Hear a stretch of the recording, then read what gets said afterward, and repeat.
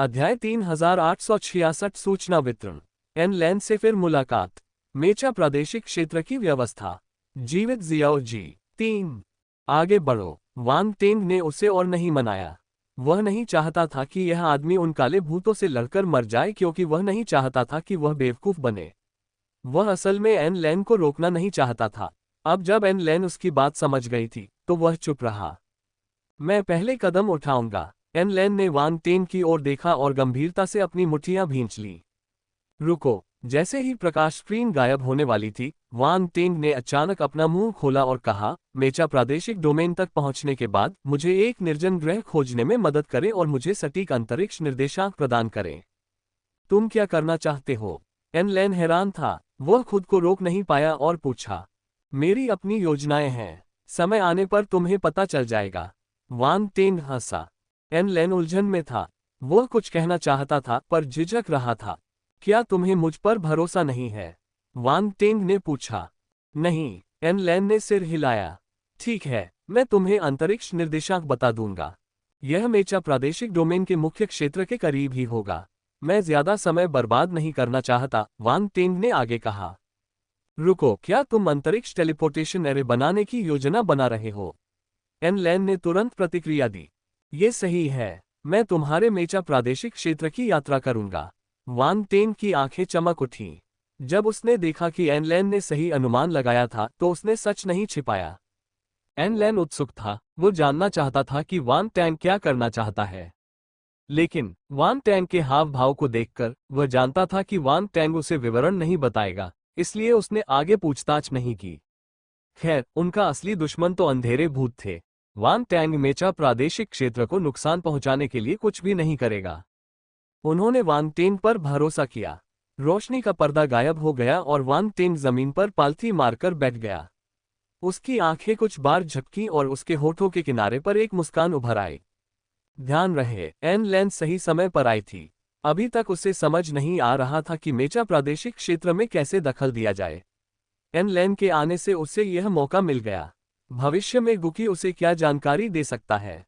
जहां तक वास्तविक स्वरूप का प्रश्न है, उन्होंने सोचा कि गठबंधन के उच्च अधिकारी इसका प्रबंध कैसे करेंगे। सबसे बड़े योगदानकर्ता की पुष्टि के बाद शाश्वत स्तर के मार्शल योद्धा तितर-बितर हो गए। वान टेंग, डैन चेन और अन्य महान बुजुर्गों के पीछे पीछे सौर ड्रैगन ग्रह के बाहर माध्यमिक करियर गठबंधन के मुख्यालय के अस्थायी अड्डे तक पहुंच गया। पुरस्कार अभी तक वितरित नहीं किए गए थे। बेशक अब वे पुरस्कार आवंटित नहीं कर सकते थे। युद्ध अभी खत्म नहीं हुआ था। यह उनके योगदान के आधार पर उन्हें पुरस्कृत करने का समय नहीं था। हालांकि एन लैन और बाकी लोगों की प्रतिक्रियाओं के आधार पर उसके द्वारा काले प्रेतों को हराने की खबर की पुष्टि हो गई। यहां तक कि इसका प्रचार भी हो गया। अब शायद बहुत से लोगों को इसके बारे में पता चल गया होगा। इस तरह वह कुछ प्रतिष्ठा अर्जित कर सकता था। संभवतः वे काली आत्माएं उसे और भी बुरी तरह से मारना चाहती थीं। हालांकि वान टैंग को इसकी कोई परवाह नहीं थी। वह पहले ही उस भयानक काले भूत के निशाने पर आ चुका था और उसके लिए इनाम भी तय था। क्या इससे भी बुरा कुछ हो सकता था? अधिक प्रचार का कोई मतलब नहीं था। वान टेंग को जलने का डर नहीं था। वह उन काली प्रेतों के पास जो भी हुनर थे उन्हें अपना लेता। चूंकि वे यहाँ थे, इसलिए वे उसे सैन्य कौशल सिखा सकते थे। उसे बस इस बात का डर था कि वे न आए। स्वर्ग के स्वामी स्तर के शिखर पर पहुंचने के बाद उसे तब तक किसी बात का भय नहीं था जब तक कि कोई शैतान स्वयं न आ जाए। वह भले ही कुछ शक्तिशाली उच्च स्तरीय शैतान सम्राटों को न मार पाए, लेकिन उसे बच निकलने में कोई दिक्कत नहीं थी। उसकी इस क्षमता के कारण उच्च स्तरीय शैतान सम्राट उसे आसानी से नहीं मार पाते। चाहे कुछ भी हो, मैं सबसे पहले तियानफेक साम्राज्य की यात्रा करूंगा। काली आत्माएं उस ग्रह पर नियंत्रण करना चाहती हैं, लेकिन मैं उन्हें ऐसा नहीं करने दूंगा। वान टैंग ने अपने विचार रखे और अपना निर्णय लिया। लेकिन उससे पहले उसे अपनी क्षमता को यथासंभव बढ़ाने की जरूरत थी। फिर उसने अपनी आंखें बंद कर ली और गुण सूची पर ध्यान केंद्रित किया।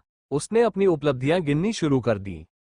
उसे जल्दी से सौर ड्रैगन ग्रह पर वापस जाना था ताकि उसके पास अपनी ज्यादातर विशेषताओं को गिनने का समय न हो। अब जबकि उसके पास थोड़ा खाली समय था, उसे जल्दी से सभी विशेषता बुलबुले इकट्ठा करने थे। उसकी सभी विशेषताएं उन्नत हो गई थी और उसकी अवस्था स्थिर हो गई थी। अब कोई उतार चढ़ाव नहीं था। इसके बाद उसके कैस प्लेनेटरी सेक्टर में संग्रहीत विशेषता बुलबुले ग्रहीय क्षेत्र को अवशोषित कर लिया गया। दिव्य स्तर अग्नि प्रतिभा 3000। दिव्य स्तर अग्नि प्रतिभा 3500। संत स्तर की अग्नि प्रतिभा 2800। दिव्य स्तर धातु प्रतिभा 2300। संत स्तर धातु प्रतिभा 2800। संत स्तर धातु प्रतिभा 2600। दिव्य स्तर की लकड़ी प्रतिभा 2600। Saint level wood talent 2800। Saint level wood talent 2500। संत स्तर पृथ्वी प्रतिभा 3500। संत स्तर पृथ्वी प्रतिभा 3600। संत स्तर पृथ्वी प्रतिभा 3200। संत स्तर प्रकाश प्रतिभा 6300। संत स्तर प्रकाश प्रतिभा 7000। संत स्तर प्रकाश प्रतिभा 5800। संत स्तर पवन प्रतिभा 3000। संत स्तरीय पवन प्रतिभा 2450। संत स्तरीय पवन प्रतिभा 3700। दिव्य स्तर डार्क टैलेंट 5600। दिव्य स्तर डार्क टैलेंट 5000। दिव्य स्तर डार्क टैलेंट 6500। प्रतिभा विशेषता बुलबुले एक एक करके प्रकट हुए, वे बदल गए। एक अजीब सी ऊर्जा उसके शरीर में प्रवाहित हुई और उसकी प्रतिभा बदल गई। धातु, लकड़ी, अग्नि, पृथ्वी, प्रकाश, वायु, एक साथ कई गुण बढ़ गए। ये सभी संत स्तर की प्रतिभाएं थीं जो वांग टैंग के पास पहले से ही थीं। अब उसे कई गुण प्राप्त हो गए हैं जिससे उसके गुण फिर से उभर सकते हैं। संत स्तर की प्रतिभा पहले से ही बहुत शक्तिशाली थी। यह एक मार्शल योद्धा को शाश्वत स्तर तक साधना करने में सक्षम बना सकती थी। यह स्पष्ट था कि प्रकाश ब्रह्मांड में ब्रह्मांड स्तर की प्रतिभाएं सभी संत स्तर पर थे, इसलिए उनके द्वारा गिराए गए सभी विशेषता बुलबुले भी संत स्तर पर थे। संत स्तर की धातु प्रतिभा 31300 बटा 50000। संत स्तर की लकड़ी प्रतिभा 17000 बटा 50000। अध्याय 3867 सूचना वितरण। एन लैन से फिर मुलाकात। मेचा प्रादेशिक क्षेत्र की व्यवस्था। जीवित जियाओ जी 4। संत स्तरीय अग्नि प्रतिभा 42900 बटा 50000। संत स्तर पृथ्वी प्रतिभा 38800 बटा 50000। संत स्तर प्रकाश प्रतिभा 24700 बटा 50000। संत स्तर पवन प्रतिभा 22150 बटा 50000। वांग टेंग ने गुण सूची पर नजर डाली और प्रसन्न हो गया। ये दिव्य स्तर की प्रतिभाएं दिव्य स्तर के शिखर के और करीब पहुंच रही थीं। खासकर धातु, अग्नि और पृथ्वी प्रतिभाएं, वे 30,000 से ज्यादा अंकों तक पहुंच चुकी थीं। उनका saint level fire talent 42,900 points तक पहुंच गया था। अब वह सफलता पाने से ज्यादा दूर नहीं थे। मुझे आश्चर्य है कि यह संत स्तरीय अग्नि प्रतिभा किसकी है। यह मेरी संत स्तरीय अग्नि प्रतिभा को सफलता तक पहुंचने में मदद कर सकती है। वांग टेंग की आंखें चमक उठीं। ब्रह्मांड स्तरीय प्रतिभाओं की छवियां उसके मन में कौंध गईं। अचानक वह रुक गया। उसकी आंखों में आश्चर्य था। क्या ये वही हो सकता है? ज़ुलोंग ये 100 ड्रैगन रेस से ब्रह्मांड स्तर की प्रतिभा। हालांकि ज़ुलोंग ये पिछली लड़ाई में उतना प्रभावशाली नहीं था और न ही अरवेस या नैन्सी जितना उत्कृष्ट था, फिर भी वह बिल्कुल भी कमजोर नहीं था। वह अडेहोगे और युलगिन जैसी प्रतिभाओं के बराबर था। 100 ड्रैगन जाति की प्रतिभा के रूप में न केवल उनके पास एक विशेष शारीरिक प्रतिभा थी, बल्कि उनकी अग्नि प्रतिभा भी कमजोर नहीं थी। यह वही होना चाहिए। वांग टैंग ने धीरे धीरे अपने अनुमान की पुष्टि की, कोई और नहीं। प्रतिभा की तुलना ज़ुलोंग ये से की जा सकती है। कमजोर प्रतिभाएं उसे ज्यादा उपयोगी गुण प्रदान नहीं कर पा रही थीं। अब वह केवल अपने से ज्यादा शक्तिशाली योद्धाओं की ओर ही देख सकता था। हालांकि शुरुआत में उसे उम्मीद नहीं थी कि ज़ुलोंग ये की प्रतिभा इतनी शक्तिशाली होगी। इस लिहाज से वह संत स्तर की अग्नि प्रतिभा के शिखर के करीब था। अगर भविष्य में उसे कोई अवसर मिले तो वह दिव्य स्तर तक पहुंच सकता है। यह संभव था। 100 ड्रैगन जाति की स्थापना के साथ उनके पास भी यह कौशल हो सकता है। इसके अलावा 100 ड्रैगन जाति एक शक्तिशाली जाति थी जो अपनी अग्नि प्रतिभा के लिए जानी जाती थी। उनके पास कुछ ऐसे खजाने हो सकते थे जो उनकी अग्नि प्रतिभा को बढ़ा सकते थे। एक बार जब ज़ुलोंग ये की अग्नि प्रतिभा दिव्य स्तर पर पहुंच गई तो उसकी भविष्य की उपलब्धियां कम नहीं होंगी। दिव्य स्तर के बारे में कहना कठिन था, लेकिन शाश्वत स्तर ड्यूक निश्चित रूप से कोई समस्या नहीं थी। वांग टेंग की निगाहें चमक उठीं। ज़ुलोंग ये के बारे में उसकी राय थोड़ी बदल गई थी।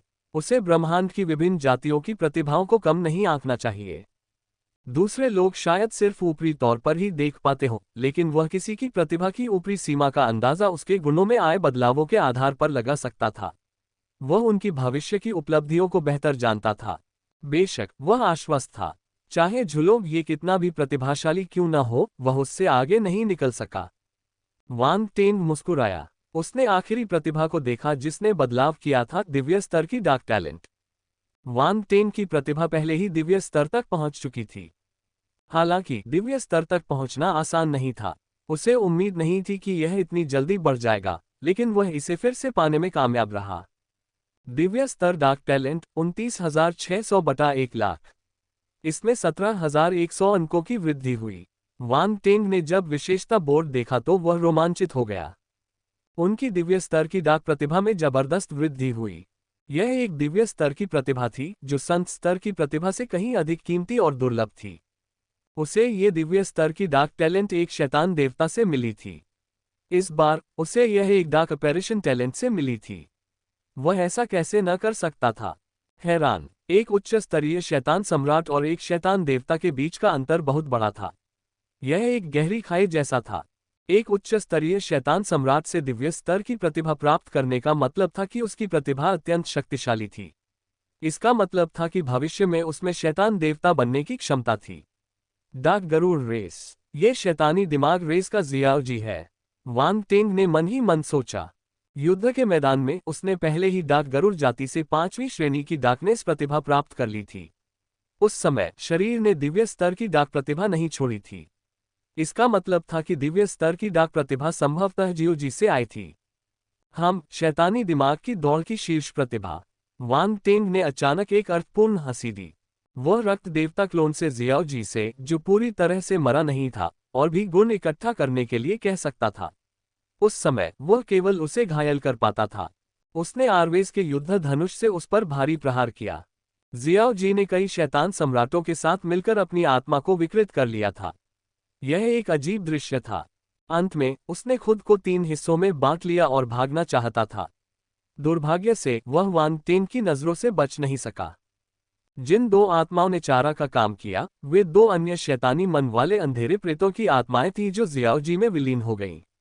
उनकी आत्माएं वान टेंग के हमलों का विरोध नहीं कर सकीं और अंततः विलुप्त हो गईं। हालांकि जियो जी की आत्मा नहीं मरी। वह भागने के लिए अपनी मौत का नाटक करना चाहता था, लेकिन वान टेंग ने उसे पकड़ लिया और रक्त देवता क्लोन से कार्य करने और रक्त देवता का उपयोग करने के लिए कहा। उसे फंसाने के लिए वेदी। इस बारे में किसी को पता नहीं था। सिर्फ रक्त देवता क्लोन और वान टेंग ही जानते थे कि जियाओ जी मरा नहीं था। वह पहले से ही रक्त देवता क्लोन के हाथों में था। ध्यान रहे, जियाओ जी ने रक्त देवता के साथ एक आध्यात्मिक अनुबंध पर हस्ताक्षर किए थे।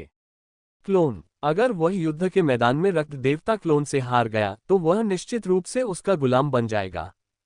इसके अलावा वो पहले से ही बुरी तरह घायल था, इसलिए वो रक्त का विरोध नहीं कर सका। भगवान क्लोन, यह उसे गुलाम बनाने का सबसे अच्छा समय था। चाहे कुछ भी हो जाए, वान टेंग शैतान मन जाति के इस शक्तिशाली गुलाम को जाने नहीं देगा। यह अफसोस की बात है कि जियाओ जी ने डार्क गरुड़ जाति के शरीर को बर्बाद कर दिया। वान टेंग ने उस शक्तिशाली डार्क दानव के बारे में सोचा और दया से अपना सिर हिलाया। वह इसका उचित अध्ययन करना चाहता था।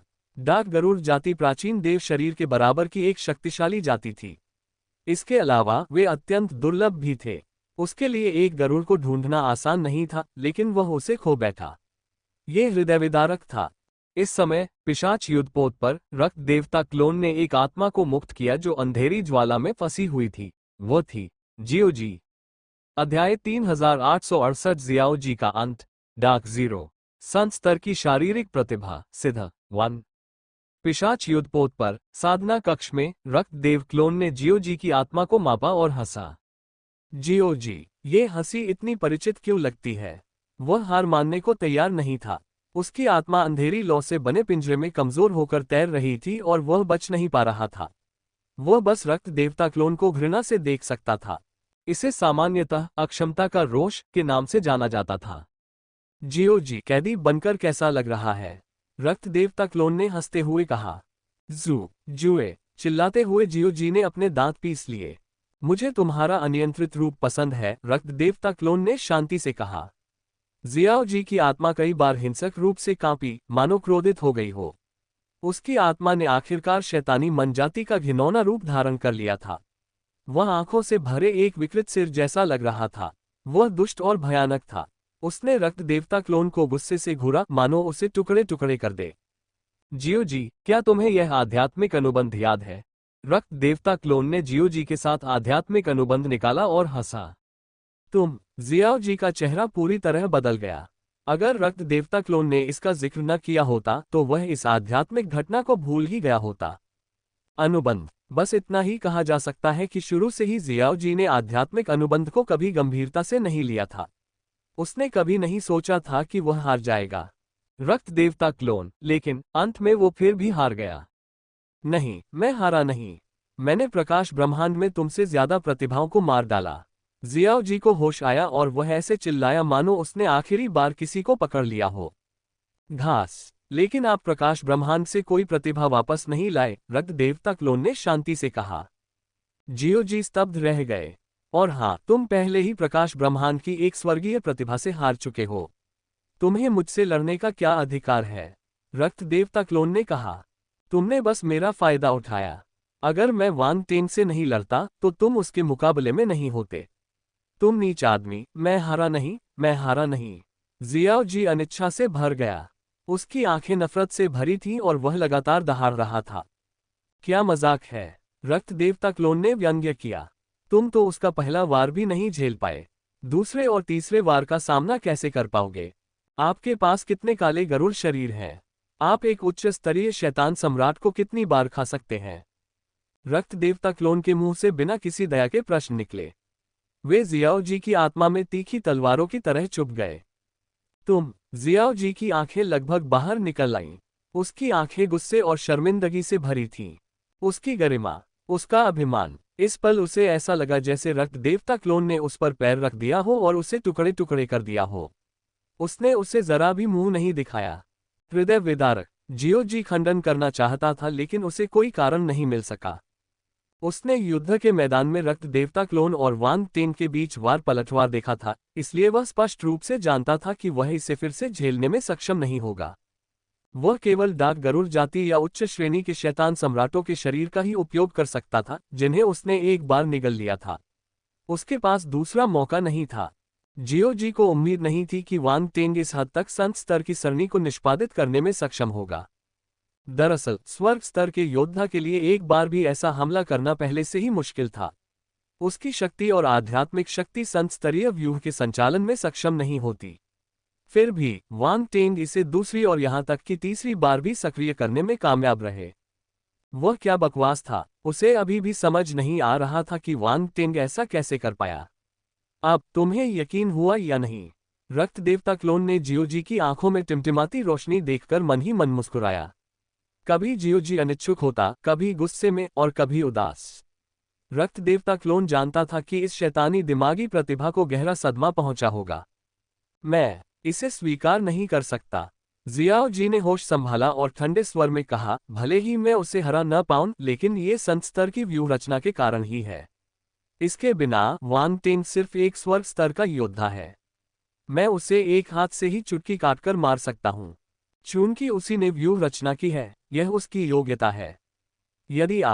यदि आपके पास डाक गरुड़ जाति का शरीर न होता और आपने उच्च श्रेणी के शैतान सम्राटों को न खाया होता, तो आप ऐसा नहीं कर पाते, रक्त ने कहा।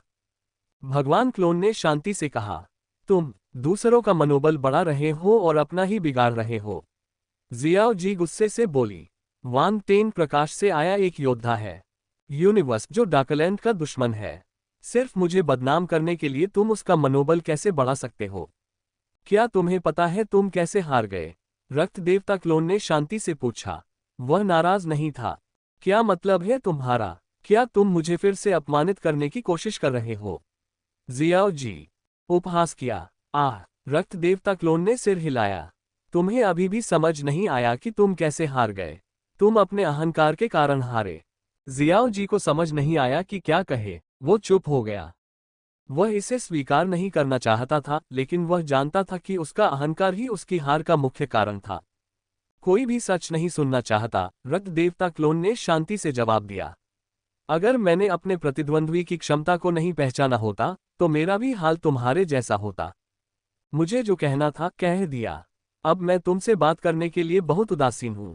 अगर तुम इस आध्यात्मिक अनुबंध को स्वीकार करते हो तो कोई बात नहीं, लेकिन अगर नहीं करते तो मुझे निर्दयी होने का दोष मत दो। अध्याय 3869 जियाओ जी का अंत। डग 0 संत स्तर की शारीरिक प्रतिभा सिद्ध। 2 तुम क्या चाहते हो? जियो जी की निगाहें बदलती रहीं और वह खुद को शांत करने की कोशिश करता रहा। जैसा कि हमने कहा था, तुम मेरे गुलाम बनोगे, रक्त देवता क्लोन ने शांति से कहा। तुम्हारे सपनों में? जियाओ जी क्रोधित हो गया। वो किसी घायल जंगली जानवर की तरह दहाड़ा। शैतान मन की जाति दूसरों की गुलाम कैसे बन सकती है? क्या मजाक है? अगर तुम मेरा शरीर छीनना चाहो तो मैं तुम्हारी इस खास क्षमता पर भी नजर डाल सकता हूं। वरना क्या तुम्हें लगता है कि मैं अब तक तुम्हारे साथ खेलता रहूंगा? कितना बेवकूफ हूं। रक्त देवता क्लोन हंसा। तुम्हारी हिम्मत कैसे हुई शैतान मन जाति पर नजर डालने की? जियो जी ने रक्त देव क्लोन को ऐसे देखा जैसे उसने कुछ अविश्वसनीय सुन लिया हो। वह कितना साहसी था। केवल शैतानी मन वाली जाति ने ही दूसरी जातियों के शरीरों पर अपनी नजर डाली थी। फिर भी किसी ने उन पर नजर डालने की हिम्मत की। ये बेतुका था, क्यों नहीं? रक्त देवता क्लोन ने शांति से उत्तर दिया। क्या तुम्हें पिशाचों के लिए परेशानी खड़ी करने का डर नहीं है? शैतानी दिमाग पर नजर डालना वर्जित है, जियो जी ने ठंडे स्वर में कहा। वर्जित? हा। रक्तदेव क्लोन ने शैतानी मन जाति को ऐसे देखा मानो उसने कोई मजाक सुन लिया हो। तुम्हें दूसरों के शरीर पर कब्जा करने की इजाजत है, लेकिन तुम दूसरों को शैतानी मन जाति पर नजर डालने की इजाजत नहीं देते। क्या मजाक है? जियो जी, अगर मैं शैतान मन जाति से एक प्रतिभा को अपने दास के रूप में ले लूं तो क्या अन्य अंधेरे प्रेत तुम्हारे निषेध से डरेंगे या वे इसे देखकर खुश होंगे? रक्त देवता क्लोन ने उसके दिल में छुरा घोंपना जारी रखा। जियो जी की पुतलियां बुरी तरह फड़कने लगीं। उसे बुरा लग रहा था। अगर वह सचमुच गुलाम बन गया तो बाकी काली आत्माएं ऊपर से तो डर जाएंगी, लेकिन चुपके से देखकर उन्हें खुशी ही होगी। कुछ लोग तो उसे सफल होते देखकर उसका अनुसरण भी कर सकते हैं। उस समय शैतानी दिमाग वाली जाति सबके निशाने पर आ जाएगी। सभी जातियां लंबे समय से शैतानी दिमाग वाली जाति से नाखुश थीं। यह एक अंतराल खोलने जैसा था, एक ऐसा अंतराल जो शैतानी दिमाग की दौड़ को निष्क्रिय अवस्था में डालने के लिए पर्याप्त था। नहीं, उसे जीव का गुलाम नहीं बनना चाहिए। ऐसा लगता है कि आपने इसका पता लगा लिया है, रक्त देवता क्लोन ने कहा। दिवा स्वप्न देखना बंद करो। मैं कभी तुम्हारा गुलाम नहीं बनूंगा। तुम मुझे मार सकते हो या मेरी खाल उधेड़ सकते हो। अगर मैं जियाओ जी भौहें चढ़ाऊंगा तो मैं तुम्हारा उपनाम ले लूंगा, जियाओ जी ने ठंडे स्वर में कहा। आकांक्षी? रक्त देवता क्लोन ने सिर हिलाया और विनम्रता से कहा, तब मैं विनम्र नहीं रहूंगा। मुझे उम्मीद है कि तुम रुक सकोगे। जियो जी हैरान था। क्या बकवास है? यह आदमी अचानक इतना विनम्र क्यों हो गया? जब उसने रक्त देवता क्लोन की शांत और उदासीन निगाह देखी तो उसे बुरा लगा। रक्त देवता क्लोन ने बिना समय गंवाए अपनी आध्यात्मिक गति का परिचय दिया और उन्हें हवा में अदृश्य बाणों में बदल दिया। उनका निशाना जियाओ जी था। जाना। उसके मुंह से एक हल्की चीख निकली। स्वूश स्वूश स्वूश। अगले ही पल आध्यात्मिक गतिज तीर निकलकर जियाओ जी की आत्मा पर जा गिरे। आह! एक पीड़ा भरी चीख सुनाई दी। हालांकि खेती के कमरे की ध्वनिरोधी व्यवस्था बहुत अच्छी थी। बाहर कोई आवाज सुनाई नहीं देती थी। जियाओ जी गुस्से से दहाड़ी। क्या तुम्हें लगता है कि तुम मुझे इस तरह आत्मसमर्पण करवा सकते हो? सपने देखना बंद करो। चिंता मत करो, ये तो बस शुरुआत है, रक्त देवता क्लोन ने शांति से कहा। फिर उसने अपना हाथ हिलाया और काली ज्वाला का एक गोला प्रकट हुआ। ये पंखों वाले एक काले जलते हुए सांप में बदल गया और जियाओ को अपनी चपेट में ले लिया। दिव्य ज्योति इनसे निपटने के लिए एक अत्यंत उपयोगी तरीका था। आध्यात्मिक शरीर, अगर कोई इसे अच्छी तरह नियंत्रित करे तो वह अपनी आत्मा का निर्माण कर सकता है, लेकिन अगर वह अपनी आत्मा की सीमा पार कर जाए तो यह अमानवीय होगा। यातना। वान टेन की आत्मा की समझ के आधार पर रक्त देवता क्लोन भी कमजोर नहीं होगा। वह जियाओ जी की आत्मा की स्थिति जानता था। वह स्पष्ट रूप से जानता था और जानता था कि उसे यातना देने के लिए किस तापमान का उपयोग करना है। दहाड़! जियाओ जी की चीख दर्द भरी चीख में बदल गई। दिव्य ज्वाला की यातना कोई साधारण व्यक्ति नहीं झेल सकता। जियाओ जी जैसा प्रतिभाशाली व्यक्ति भी ऐसी ही स्थिति में होगा, खासकर तब जब उसके पास केवल उसका आध्यात्मिक शरीर ही बचा हो। कुछ देर बाद रक्त देवता क्लोन ने आंखें सिकुड़ी।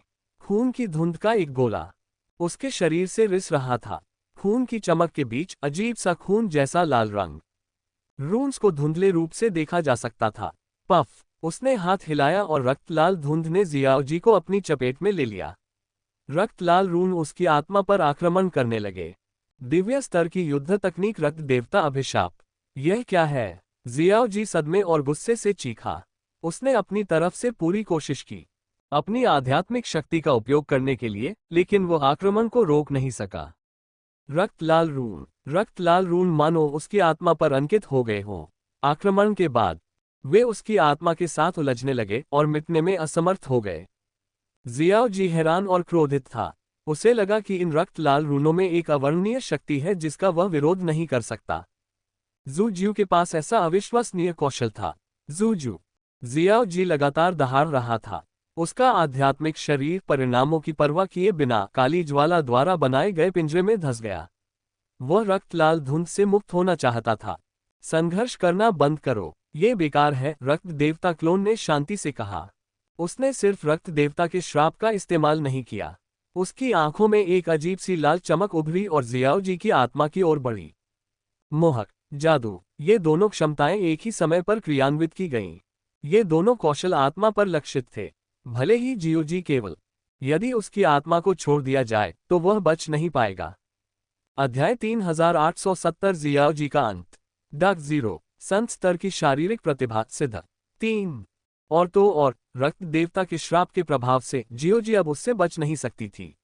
वह सुरक्षित रहने के लिए जादू और जादू का इस्तेमाल कर रहा था ताकि जियो जी उसकी बात मान ले। उसने कभी भी आध्यात्मिक अनुबंध का इस्तेमाल करके जियाओ जी को बांधने के बारे में नहीं सोचा था। आध्यात्मिक अनुबंध में कई प्रतिबंध थे और ये दूसरे लोगों के विचारों को नियंत्रित नहीं कर सकता था। यह उतना उपयोगी नहीं था जितना कि जादू और मोह। शैतान मन जाति की प्रतिभा शक्तिशाली थी, लेकिन उसकी आत्मा घायल थी। रक्त देवता क्लोन के लिए इस स्थिति का लाभ उठाने का यह सही समय था। क्या? जियाओ जी ने जब रक्त देवता क्लोन की नजर देखी तो वह चौंक गया। ये तो। उसे लगा जैसे उसे कुछ एहसास हो गया हो। उसकी आंखों में अविश्वास झलक रहा था, लेकिन इससे पहले कि वह कुछ और सोच पाता, लाल रोशनी ज्वार की तरह उसकी ओर बढ़ी और उसे अपनी चपेट में ले लिया। उसकी चेतना डूबने लगी। जियाओ जी शांत हो गया और उसकी दहाड़ बंद हो गई। हालांकि कोई भी ये बता सकता था कि उसका आध्यात्मिक शरीर अभी भी हिंसक रूप से संघर्ष कर रहा था। रक्त देवता क्लोन ने घुराघुराहट की। उसके शरीर से काली धुंध की लपटें रिसकर जियाओ जी को घेर गईं। आलसी धुंध, ये लेजी मिस्ट रेस की लेजी मिस्ट फोर्स थी। वांग टेंग ने पहले ही इस शक्ति को समझ लिया था, इसलिए रक्त देवता क्लोन स्वाभाविक रूप से इसे निष्पादित कर सकता था। जैसे ही काली धुंध ने जियाओ जी को घेर लिया, उसकी आत्मा एक पल के लिए ठहर गई। फिर संघर्ष कमजोर होता गया। जैसे जैसे समय बीतता गया, वह और भी कमजोर होता गया। मैंने अपने सारे हुनर दिखा दिए हैं। अगर तुम अब भी इस मुकाम पर मेरा विरोध कर सकते हो, तो मुझे तुम्हारा सम्मान करना होगा। रक्त देवता क्लोन के चेहरे पर एक आत्मविश्वास भरी मुस्कान उभरी और उसने खुद से बुदबुदाया। कुछ ही सेकंड में जियाओ जी की आत्मा में उतार चढ़ाव कम होने लगे और फिर पूरी तरह गायब हो गए। उसकी आंखों में भ्रम की स्थिति थी और वह बेहोश हो गया था। रक्त देवता क्लोन की आंखें चमक उठीं। बिना किसी हिचकिचाहट के उसने बड़ी मात्रा में आध्यात्मिक शक्ति सक्रिय हो गई और उसकी आत्मा में जादू का बीज छोड़ दिया। धमाका! आध्यात्मिक शक्ति की कुछ धाराओं ने जियाओ जी की आत्मा पर आक्रमण किया और एक विशेष रक्तलाल बीज में बदल गई। साथ ही रक्तलाल बीज के चारों ओर रक्तलाल रून गुथे हुए थे।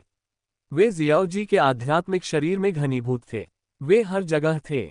ये रक्तलाल रून मानो जंजीरें बना रहे थे। उन्होंने जियाओ जी की आत्मा को पूरी तरह से जकड़ लिया था।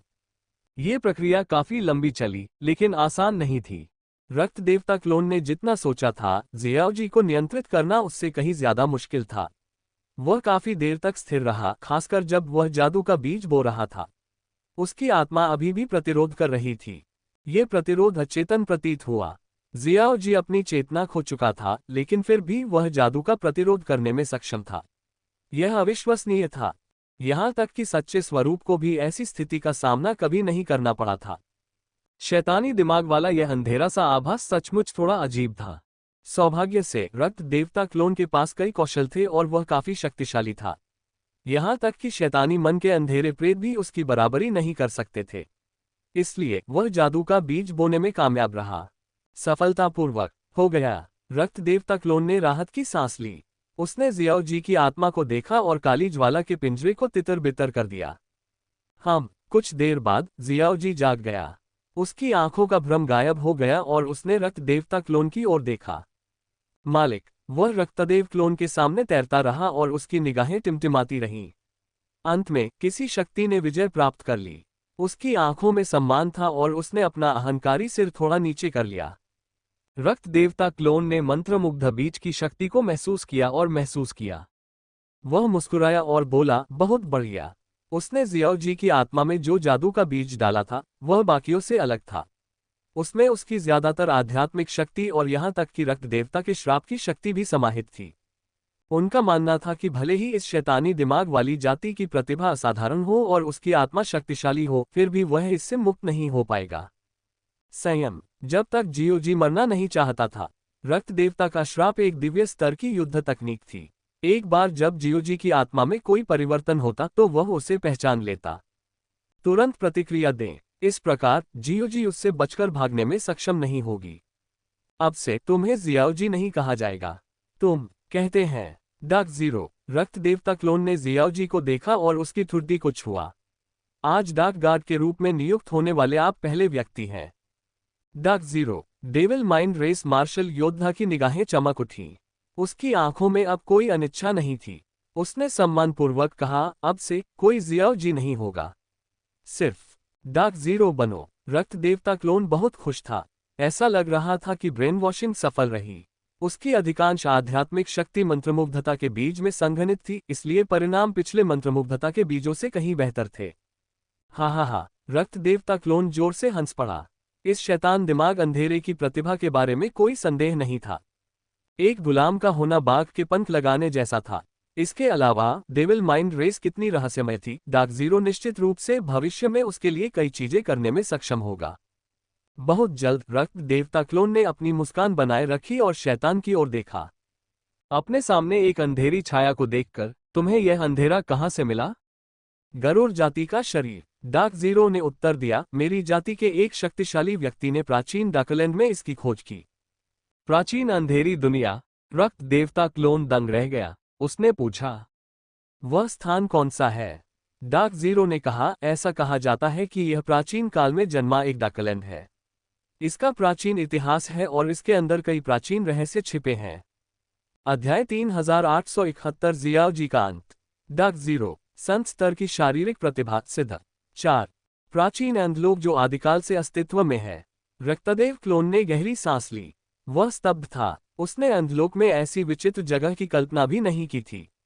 उसने शांत होने के लिए गहरी सांस ली और पूछा, क्या अंधलोक में कोई अंधलोक गरुड़ जाती है? मुझे नहीं पता। डार्क जीरो ने सिर हिलाया। मुझे डार्क गरुड़ जाति का शरीर संयोग से मिला। दूसरा मिलना मुश्किल है। कैसा बर्बाद। रक्त देवता क्लोन शैतानी दिमाग वाले काले प्रेत को ऐसे देख रहा था मानो उसने कुछ अरब गंवा दिए हों। Dark zero. वह तो गरुड़ वंश का उसका शरीर था। रक्तदेव पुत्र ऐसा क्यों लग रहा था मानो वह उसी का हो? क्या आपके पास और भी शरीर हैं? रक्त देवता क्लोन ने सिर हिलाया और आह भरी। बस इतना ही। मैंने युद्ध के दौरान उनका इस्तेमाल कर लिया। मैंने लाइट यूनिवर्स में असाधारण प्रतिभा वाले कुछ शक्तिशाली शरीरों को छीनने की योजना बनाई थी, लेकिन डार्क जीरो ने अपना सिर हिलाया और विलाप किया। रक्त देवता क्लोन की नजरें अजीब हो गईं। हालांकि सुरक्षा की दृष्टि से उसने शैतानी दिमाग वाले काले प्रेत को अपनी असली पहचान बताने की योजना नहीं बनाई थी। जितना कम लोग उसके वास्तविक स्वरूप के साथ संबंध के बारे में जानते होंगे उतना ही अच्छा होगा। कोई बात नहीं, मैं भविष्य में टैलेंट के साथ कुछ और शक्तिशाली शरीर छीन लूंगा। रक्त देवता क्लोन ने अपना सिर हिलाया। हाँ, डार्क जीरो ने सिर हिलाया। वापस जाओ और स्वस्थ हो जाओ। जितनी जल्दी हो सके अपनी आत्मा को पुनः प्राप्त करो, रक्त देवता क्लोन ने कहा। क्या आप मुझे खाने के लिए कुछ दे सकते हैं? डार्क जीरो ने पूछने से पहले हिचकिचाहट दिखाए। रक्त देवता क्लोन ने आंखें सिकोड़ते हुए कहा। यह आदमी अपनी किस्मत आजमा रहा था। इसकी हिम्मत कैसे हुई कि वह अपने मालिक से कुछ करने के लिए कहे? मैं बस जल्द से जल्द ठीक होना चाहता हूं ताकि मैं मास्टर की मदद कर सकूं, डार्क जीरो ने जल्दी से समझाया। तुम्हारा इरादा नेक है। इस बार मैं तुम्हें सजा नहीं दूंगा। रक्त देवता क्लोन ने हाथ हिलाया और शांति से बोला, रक्त भोजन की बात है, जब मौका मिलेगा तो मैं तुम्हें खाने दूंगा। हाँ, डार्क जीरो ने आगे कुछ बोलने की हिम्मत नहीं की और सम्मानपूर्वक उत्तर दिया। रक्त देवता क्लोन ने अपना हाथ हिलाया और डार्क जीरो को प्राचीन नगर अंतरिक्ष में डाल दिया। उसने उस व्यक्ति को रक्त देवता वेदी पर साधना करने की अनुमति दी। रक्त देवता वेदी ने प्रकाश ब्रह्मांड से कई अंधकार में प्रेतों और प्रतिभाओं का मूल रक्त अवशोषित कर लिया था और युद्ध के दौरान उसका उपयोग नहीं हुआ था। ये डार्क जीरो की चोट को ठीक करने का एक अच्छा मौका था। लगता है मुझे उसे शिक्षित करना होगा। डार्क जीरो के अवचेतन में अभी भी शैतानी दिमाग की कुछ प्रवृत्तियां हैं। रक्त देवता क्लोन ने मन ही मन सोचा। हालांकि यह ऐसा काम नहीं था जिसे कम समय में पूरा किया जा सके। डेविल माइंड रेस के एक उच्च स्तरीय शैतान सम्राट को उसके इच्छित आकार में प्रशिक्षित करना आसान नहीं था। यदि उन अंधेरे प्रेतों को पता चल जाता कि वह ऐसा पागलपन भरा काम कर रहा है तो वे अचंभित रह जाते। उसने सोचना बंद कर दिया और उस जगह की ओर देखा जहां डार्कलैंड था। विशेषता बुलबुलों का एक ढेर उसके सामने तैर रहा था। उन्हें लेने के लिए रक्त देवता क्लोन मुस्कुराया। उसने अपनी आध्यात्मिक गतिशीलता जारी की और गुण बुलबुले उठा लिए। उधर वांग टेंग एक पल के लिए स्तब्ध रह गया। फिर वह मुस्कुराया और बोला, यह सचमुच दिव्य स्तर का डार्क टैलेंट है। दिव्य स्तर डार्क टैलेंट 37,500 बटा 1 लाख। रक्त देवता क्लोन द्वारा उठाए गए गुणकारी बुलबुलों के कारण उसका दिव्य स्तर डार्क टैलेंट फिर से बढ़ गया। यह 29,000 से भी ज्यादा हो गया। अब 37,500 विशेषता अंक हो गए हैं। वो जियाओ जी नहीं, अब मुझे उसे डार्क जीरो कहना चाहिए। उसका डार्क टैलेंट वाकई बहुत जबरदस्त है। वांग टेंग को सुखद आश्चर्य हुआ। पहला, यह दिव्य स्तर की प्रतिभा विशेषता में वृद्धि के कारण था। दूसरा, यह इसलिए था क्योंकि उसे एक शक्तिशाली प्रतिभा वाला दास प्राप्त हुआ था। रक्त देवता क्लोन के दास भी उसके दास थे। किसी ने नहीं सोचा होगा कि जिस व्यक्ति ने उससे मारा वही उसका असली मालिक बन जाएगा। वांग टेंग ने इसके बारे में सोचना बंद कर दिया और अराजकता ग्रह क्षेत्र से विशेषता बुलबुले को अवशोषित करना शुरू कर दिया। उसे अगली विशेषता की उम्मीद नहीं थी, वो बल नहीं था। विशेषता लेकिन हथियार प्रतिभा, संत स्तर की तलवार प्रतिभा 38,500 बटा 50,000। सेंट लेवल ब्लेड टैलेंट 33,500 बटा 50,000। संत स्तर की युद्ध कुल्हाड़ी प्रतिभा 42,900 बटा 50,000। सेंट लेवल हैमर टैलेंट 41,000 बटा 50,000। संत स्तर भाला प्रतिभा 46,500 बटा 50,000। सेंट स्तरीय तीरंदाजी प्रतिभा 47,000 बटा 50,000। फक। वांग टेंग ने विशेषता बोर्ड पर नजर डाली और अपना आकार बड़ा किया। अविश्वास भरी आंखें। ध्यान रहे, हथियार प्रतिभा ने बल विशेषता की तुलना में विशेषताओं को कहीं ज्यादा बढ़ा दिया था। वे सभी संतत्व के शिखर पर पहुंच गए थे। स्तर, इनमें से युद्ध कुल्हाड़ी, हथौड़ा, भाला और तीरंदाजी कौशल में 40,000 से ज्यादा अंक थे। वे शीर्ष पर पहुंचने से ज्यादा दूर नहीं थे। दिव्य स्तर, वांग टेंग लगभग कल्पना कर सकता था कि वह अपनी सारी प्रतिभाओं को दिव्य स्तर तक बढ़ा लेगा। दिव्य स्तर की प्रतिभाओं की कतारें निश्चित रूप से चमक उठेगी। बस इसके बारे में सोचना ही रोमांचक था। इस बार मुझे एक नया संत स्तर प्रतिभा प्राप्त हुआ है। बहुत जल्द वांग टेंग ने देखा कि संत स्तर की युद्ध गदा प्रतिभा नया था। अतीत में इसका अस्तित्व नहीं था। यह प्रतिभा युद्ध गदा के इस्तेमाल के लिए बेहद उपयुक्त थी। वांग टेंग को लगा कि अगर उसे युद्ध गदा दे दी जाए तो वह एक बेहद असाधारण शक्ति का प्रयोग कर सकेगा। वह कम से कम 20% से 30% तक शक्तिशाली होगा। पहले से अधिक शक्तिशाली। यह कोई मजाक नहीं था। उसी युद्ध तकनीक के लिए एक उच्च रैंक प्रतिभा और के हाथों में एक संत स्तर की प्रतिभा जो शक्ति वह जारी कर सकती थी वह पूरी तरह से अलग थी। सेंट लेवल शारीरिक प्रतिभा 50,000 बटा 50,000। इस क्षण वांग टेंग की दृष्टि में एक विशेषता आई। वह हैरान। संत स्तर की शारीरिक प्रतिभा पूर्ण। ये संत स्तर की शारीरिक प्रतिभा सिद्ध अवस्था तक पहुंच चुकी थी। हालांकि ये दिव्य स्तर तक नहीं पहुंची थी, फिर भी वांग टेंग महसूस कर सकता था कि अंतर। अध्याय 3872 स्वर्ण ड्रैगन काया। सच्चा जल दिव्य काया। धन के देवता काया। सर्वज्ञ धन। एक संत स्तरीय शारीरिक प्रतिभा पूर्ण अवस्था में है। वांग टेंग चकित रह गया। उसने सोचा भी नहीं था कि यह प्रतिभा संत स्तर की सिद्ध अवस्था तक पहुंच जाएगी। यह तो दिव्य स्तर से बस एक कदम दूर थी। दिव्य प्रतिभा का स्तर बढ़ाना आसान नहीं था। हालांकि उसके पास कई दिव्य स्तर की प्रतिभाएं थीं, फिर भी वह उन्हें सामान्य नहीं पाता था। उनकी दिव्य स्तर की प्रतिभा विशेष परिस्थितियों में अर्जित की गई थी। ये हमेशा खतरनाक होती थी। सामान्य योद्धा इस प्रक्रिया की कल्पना भी नहीं कर सकते थे। इसलिए उन्हें आश्चर्य हुआ कि संत स्तरीय शारीरिक प्रतिभा पूर्ण अवस्था तक पहुंचने में सक्षम थी। वान टेन की नजरें चमक उठीं। उसने हाथ उठाया और मुट्ठी भींच ली। उसे तुरंत फर्क महसूस हुआ। पहले जब वह अपनी शक्ति का इस्तेमाल करता था तो वह उसका केवल 70% से 80% ही इस्तेमाल कर पाता था। अब जब वह अपनी शक्ति का दोबारा इस्तेमाल करता था तो वह अपनी सारी शक्ति को हमलों में बदल सकता था। वह उसे बिल्कुल भी बर्बाद नहीं करता था। यह एक सिद्ध संत स्तर की प्रतिभा होने का लाभ था। शून्य चेतना की जीवन उत्पत्ति की शक्ति को हड़पने के बाद उसके शरीर में भारी परिवर्तन आया। उसकी शक्ति तो भयानक थी, लेकिन शक्तिशाली प्रतिभा के बिना वह कुल्हाड़ी पकड़े हुए बच्चे जैसा था। वह उसका पूरा उपयोग नहीं कर पा रहा था। बेशक यह तुलना थोड़ी अतिशयोक्तिपूर्ण थी। आखिरकार वान टेन के पास पहले से ही संत स्तर की शारीरिक प्रतिभा थी। वह कमजोर नहीं होगा। हालांकि जब उनकी संत स्तरीय शारीरिक प्रतिभा पूर्णता पर पहुंच गई, मंच पर वान टेन को अपनी ताकत पर बेहतर पकड़ होगी। वह इसे बर्बाद नहीं करेगा। ये भी तो योग्यता में वृद्धि है। वान टेन मन ही मन मुस्कुराया।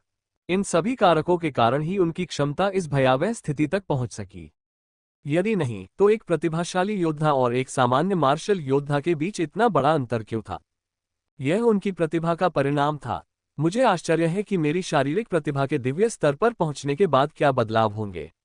वान टेन उत्सुकता से भर गया। दुर्भाग्य से यह थोड़ा मुश्किल था। यूलेगिन, अडेहोगे और यहां तक कि ज़ुलोविये की बदौलत ही उनकी संत स्तर की शारीरिक प्रतिभा सिद्ध अवस्था तक पहुंच पाए। ये सभी अत्यंत शक्तिशाली शारीरिक संरचना वाले ब्रह्मांड स्तर के मार्शल योद्धा थे। हो सकता है कि उनमें शक्तिशाली शारीरिक प्रतिभाएं हों। वान टेन ने गुणकारी बुलबुले अवशोषित करना जारी रखा। उसके शरीर में एक विशेष ऊर्जा प्रकट हुई और उसके अंगों और शिरोबिंदुओं से प्रवाहित होकर उसके शरीर का रूपांतरण करने लगी। पहले तो एक विशेष प्रकार की झुलसाने वाली ऊर्जा निकली और जब वह बाहर निकली तो उसका शरीर जलने लगा। लेकिन वान टेन के लिए यह दर्द सहनीय था। अग्नि तत्व चाहे कितना भी शक्तिशाली क्यों न हो, क्या वह दिव्य ज्वाला से अधिक शक्तिशाली हो सकता है? सौर ड्रैगन काया 35,000/5000 5वां रैंक। तो ये सौर ड्रैगन काया है। वान टेन की आंखें चमक उठीं। उसके होठों के किनारे पर एक मुस्कुराहट उभर आई। इस बार उनकी सोलर ड्रैगन फिजिक में जबरदस्त इजाफा हुआ। शुरुआत में 5वीं रैंक पर उनके पास सिर्फ 2300 सोलर ड्रैगन फिजिक पॉइंट थे। वह अभी 5वें स्थान पर आया था, लेकिन अब उसके 35,000 अंक हो गए हैं। यह एक बहुत बड़ी वृद्धि थी। वान टेन को भी लगा कि उसका सौर ड्रैगन शरीर अधिक मजबूत हो गया है। सौर ड्रैगन काया के परिवर्तन के बाद पूरा होते ही एक और विशेष ऊर्जा प्रकट हुई। इस ऊर्जा ने वान टेन के शरीर को छोटे चाकुओं की तरह चीर डाला। 1000 कट। ऐसा लग रहा था जैसे उसे टुकड़ों में काटा जा रहा हो। अंदर से बाहर तक दर्द असहनीय था। वान टेन बेकाबू होकर गुर्राया। उसके माथे पर ठंडे पसीने की एक पतली परत उभर आई। दर्द, बहुत दर्द हुआ। यह असुविधा पहले की जलन वाली पीड़ा से भिन्न थी। वान टेन में आग की लपटों में जलने के दर्द के प्रति थोड़ी प्रतिरोधक क्षमता थी, लेकिन उसने इस कटने वाले दर्द को बस कुछ ही बार महसूस किया था। उसे इसकी आदत नहीं थी। सौभाग्य से उसकी इच्छाशक्ति काफी मजबूत थी और दर्द जल्दी ही दूर हो गया। कुछ समय बाद ऊर्जा पूरी तरह से उसके शरीर में समा गई। गोल्डन ड्रैगन फिजिक 38,500/50,000 5वां रैंक। सुनहरे ड्रैगन जैसा शरीर। वान टेन की आंखें चमक उठीं। उसे उम्मीद नहीं थी। ये शरीर, ये जरूर गोल्डन ड्रैगन रेस की प्रतिभा होगी। अडेहोगे। उसने वर्चुअल यूनिवर्स कॉर्पोरेशन के रियल माउंटेन पर एडहोगे के साथ कभी लड़ाई नहीं की थी, इसलिए उसे कोई विशेषता नहीं मिली। बुलबुले। हालांकि उस समय वह अपनी क्षमता से दूसरे पक्ष से लड़ने में सक्षम नहीं था, इसलिए उसने यातना की मांग नहीं की। उसे युद्ध के मैदान में उससे मिलने की उम्मीद नहीं थी।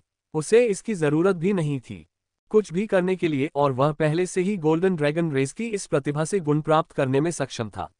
यह अद्भुत था। 5वीं श्रेणी का गोल्डन ड्रैगन शरीर और 38,500 अंकों के गुण। ये सोलर ड्रैगन शरीर से कहीं अधिक शक्तिशाली है। वान टेन बहुत खुश हुआ। इन दोनों गुणों की तुलना करने पर उसे ज्ञान प्राप्त हुआ। अब उसने 5वीं श्रेणी का गोल्डन ड्रैगन शरीर प्राप्त कर लिया था। ये शरीर प्रतिभा लगभग एडहोगे के बराबर थी। इसकी तुलना गोल्डन ड्रैगन रेस की किसी सामान्य प्रतिभा से नहीं की जा सकती थी। साथ ही उन्हें गोल्डन ड्रैगन फिजिक के रहस्यों की गहरी समझ थी। सौर ड्रैगन काया की तरह ये ड्रैगन जाति की एक विशेष काया थी जो ड्रैगन के शरीर में परिवर्तित हो सकती थी।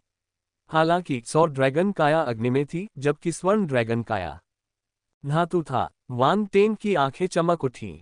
उसने अपना गोल्डन ड्रैगन फिजिक सक्रिय किया और उसका शरीर बदलने लगा। एक सुनहरी चमक फैल गई और उसे घेर लिया। जब सुनहरी रोशनी खत्म हुई तो उसके शरीर पर सुनहरे शल्क उभर आए थे। वे परछाइयों से बने लग रहे थे, लेकिन असली भी लग रहे थे। उनसे सुनहरी चमक निकल रही थी।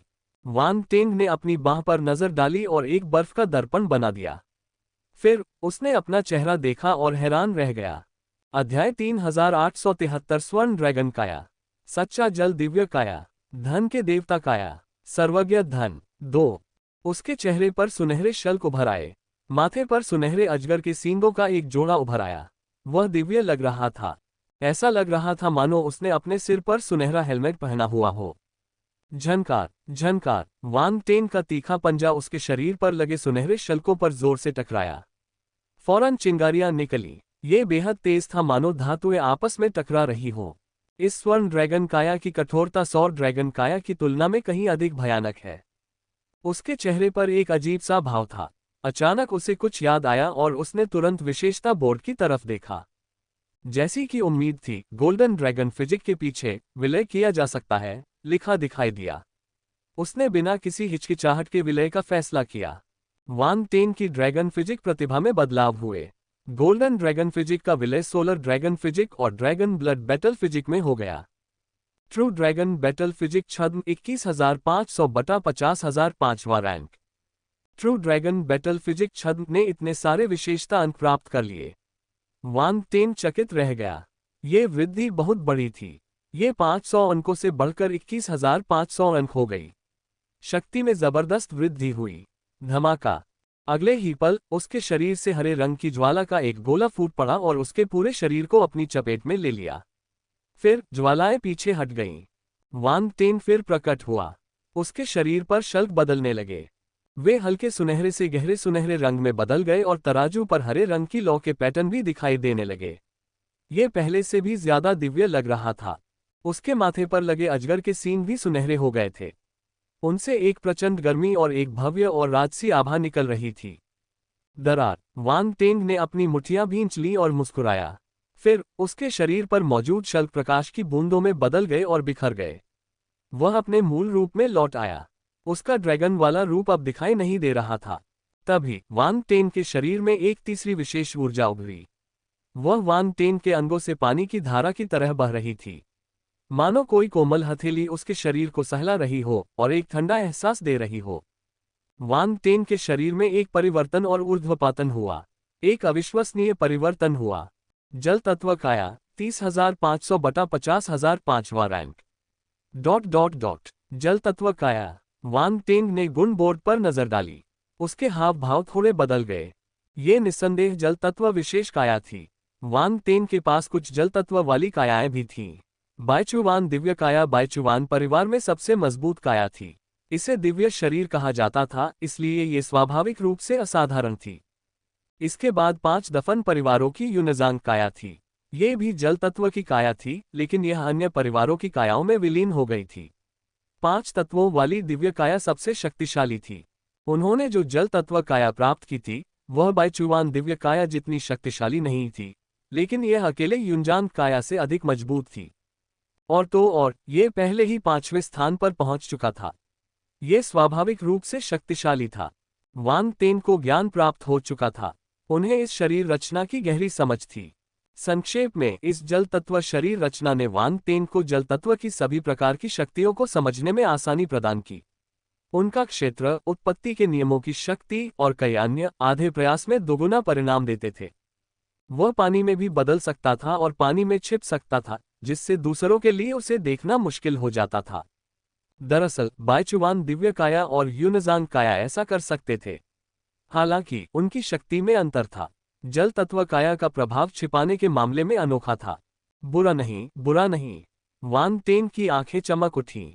उसे उम्मीद नहीं थी कि ऐसा होगा। जल तत्व शरीर को ये लाभ मिलता है। इस तरह यदि वह मजबूत जल बल वाले स्थान पर जाता है तो जल तत्व काया एक महत्वपूर्ण भूमिका निभाएगी। कभी कभी छाया शक्ति और अंतरिक्ष शक्ति उपयोगी होती थी, लेकिन कुछ विशेष क्षेत्रों में जल तत्व काया बेहतर थी। इसके अलावा 5वीं श्रेणी की काया एक ब्रह्मांड स्तरीय मार्शल योद्धा के काया के बराबर थी।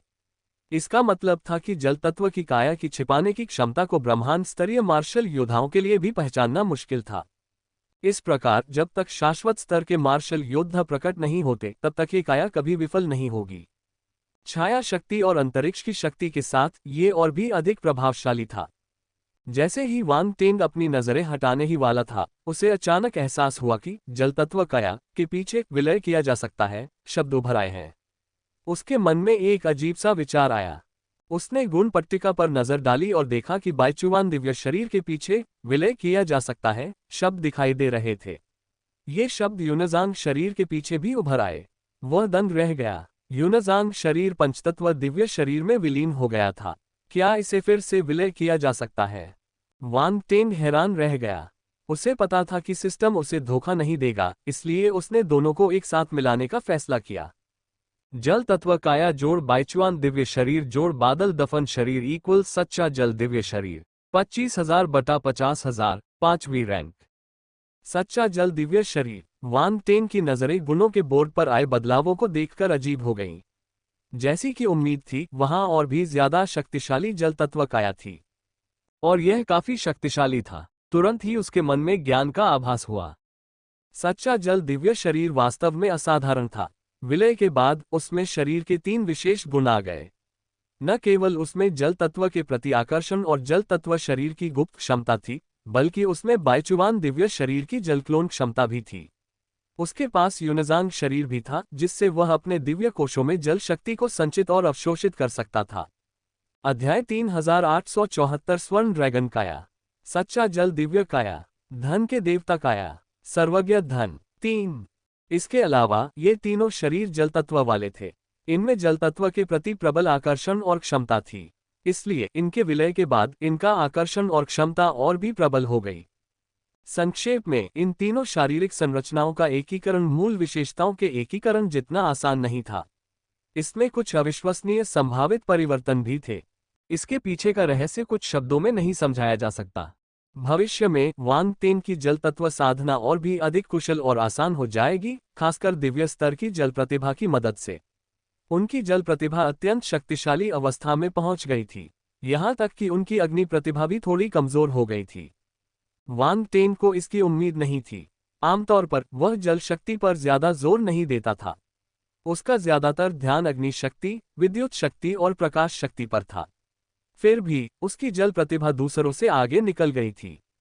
इस क्षण वांग टेंग का दिल तेजी से धड़क उठा।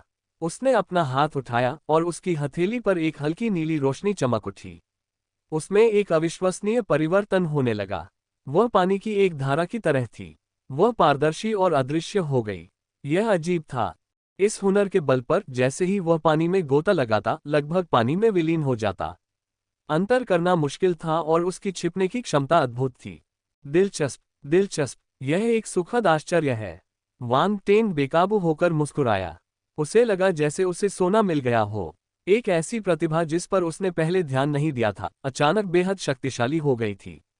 यह बहुत बड़ा आश्चर्य था। लेकिन मेरा यूनजांग शरीर 6ठे क्रम पर था। विलय के बाद सच्चा जल दिव्य शरीर 5वें क्रम पर ही क्यों है? वांग टेंग ने फिर भौहें चढ़ाईं। उसने गुण को देखा और अपनी ठुड्डी को छुआ। वह उलझन में था। आमतौर पर शरीरों के विलय के बाद बनने वाला नया शरीर सबसे शक्तिशाली प्रतिभा पर केंद्रित होता है। अब सच्चा जल दिव्य शरीर केवल 5वें क्रम पर था। इसका मतलब था कि यूनजांग शरीर बाइचुवान दिव्य शरीर और जल तत्व शरीर जितना शक्तिशाली नहीं था। इसलिए ये दोनों शरीर मुख्य थे। वांग टेंग ने कुछ देर तक विशेषता वाले बुलबुलों के साथ दिलचस्पी से खेला, फिर आखिरकार अपने शरीर को उसकी मूल अवस्था में वापस लाया। फिर उसने विशेषता वाले बुलबुलों को अवशोषित करना जारी रखा। अचानक उसके शरीर से एक चमकदार सुनहरी रोशनी फूटी और उसके पूरे शरीर को अपनी चपेट में ले लिया। यह सुनहरी रोशनी गोल्डन ड्रैगन फिजिक से निकलने वाली रोशनी से अलग थी।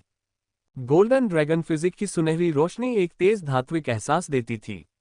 इसकी बनावट भी सख्त थी, लेकिन अब जो सुनहरी रोशनी निकल रही थी वह थोड़ी समृद्ध लग रही थी। ये धन की चकाचौंध भरी आभा थी। ये पैसों की सुनहरी चमक जैसा था।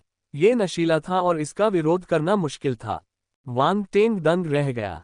उसने तुरंत अपने शरीर में ऊर्जा को ध्यान से महसूस किया। फिर उसके चेहरे पर अजीब सा भाव आ गया। धन के देवता की शारीरिक बनावट 23,500 बटा 50,000, 5वीं रैंक। धन के देवता की काया। वांग टेंग दंग रह गया। क्या दुनिया में ऐसी काया भी है? सच में उसे लगा कि उसने अपना क्षितिज विस्तृत कर लिया है। अतीत में वांग टेंग को हमेशा लगता था कि वो काफी जानकार है और उसने कई तरह के शरीर देखे थे। उसे कई खास तरह के शरीर भी मिले थे। उसे उम्मीद नहीं थी कि वह इतना भोला होगा। धन के देवता की काया, इस विचित्र शारीरिक बनावट का क्या मतलब है? ये बात समझ में नहीं आई। उसने गहरी सांस ली और खुद को शांत करने की कोशिश की। उसे एक आत्मज्ञान का अनुभव हुआ जो धीरे धीरे उसके मन में उभर रहा था। लेकिन जल्द ही वह चकित रह गया। धन के देवता की काया की आभा को अवशोषित कर सकती है संपत्ति। अब प्रश्न यह उठता है, धन की आभा क्या थी? अपने नाम की तरह ही ये धन इकट्ठा करने की शक्ति थी। यह अवास्तविक था, लेकिन अभी जो उन्होंने समझा उसके आधार पर धन की आभा उन लोगों के शरीर पर स्वाभाविक रूप से बनती है जिनके पास धन होता है। हर कोई कमोबेश अमीर था, हालांकि उन्हें पता नहीं था कि उनके पास ऐसी रहस्यमय आभा है। कई लोग कहते थे कि वे धनवान हैं, लेकिन उन्हें बस यही लगता था कि वे भाग्यशाली हैं और उनका भाग्य अच्छा है। हालांकि धन की असली आभा का अनुमान लगाना मुश्किल था। आम लोगों के पास न तो कोई प्रतिभा थी और न ही कोई शास्त्र जो इस आभा को पहचान सके। वे शायद इसका इस्तेमाल साधना के लिए भी करते थे। लेकिन अब एक ऐसी प्रतिभा थी जो धन को भांप सकती थी और उसे सौंप भी सकती थी। खेती करना। धन के देवता की काया। ये था धन के देवता की शारीरिक बनावट का प्रभाव। वांग टेंग को ये थोड़ा अवास्तविक लगा। उसने ऐसी अजीबोगरीब काया पाने की उम्मीद नहीं की थी। यह अविश्वसनीय था। नैन्सी। वांग टेंग के मन में एक सुंदर चेहरा उभर आया। ये यूनिवर्स बैंक की ब्रह्मांड स्तरीय प्रतिभा नैन्सी थी। धन के इस देवता का शरीर उससे आया। ओह हाँ, जब मुझे उनका विशेष ग्रंथ आकाशभेदी स्वर्ण सिक्का अभिलेख मिला तो मुझे ये थोड़ा अजीब लगा। वांग टेंग को ज्ञान प्राप्त हो गया था। उन्होंने इस शास्त्र की साधना के लिए अपनी आध्यात्मिक शक्ति और धातु शक्ति का प्रयोग किया। अतीत में उन्होंने सोने के सिक्कों को गाढ़ा करने का प्रयास किया और उन्होंने सफल हुए। हालांकि वे नैन्सी के सोने के सिक्कों से अलग थे। समान लेकिन बिल्कुल समान नहीं। अब ऐसा लगता है कि उसके पास धन की कमी थी। ये धन आभा भी एक तरह का आध्यात्मिक आक्रमण है। ये लोगों को धन के प्रति आसक्त कर सकती है और उनमें लड़ने की इच्छाशक्ति खत्म कर सकती है। यह आलसी धुंध जाति के आलस्य जैसा है। वांग टेंग ने मन ही मन सोचा। कुल मिलाकर यह एक मनोवैज्ञानिक हमला था। लालची, आलसी, ये अनगिनत जीवित प्राणियों की मनोवैज्ञानिक खामियां थीं। दुनिया, धन तो भगवान जैसा था, वो मजाक नहीं कर रहा था। वांग टेंग को अचानक समझ आ गया कि यूनिवर्स बैंक में ऐसा क्यों था। स्थिति और क्षमता। अगर कोई शाश्वत चरण का योद्धा या देव चरण का योद्धा इस क्षमता का प्रयोग करे तो कोई भी इसका विरोध नहीं कर पाएगा। इसका प्रभाव भयानक होगा। अध्याय 3875 स्वर्ण ड्रैगन काया। सच्चा जल दिव्य काया। धन के देवता काया। सर्वज्ञ धन। 4 प्रभावशाली। ये क्षमता निश्चित रूप से शक्तिशाली है। वांग टेंग ने गहरी सांस ली।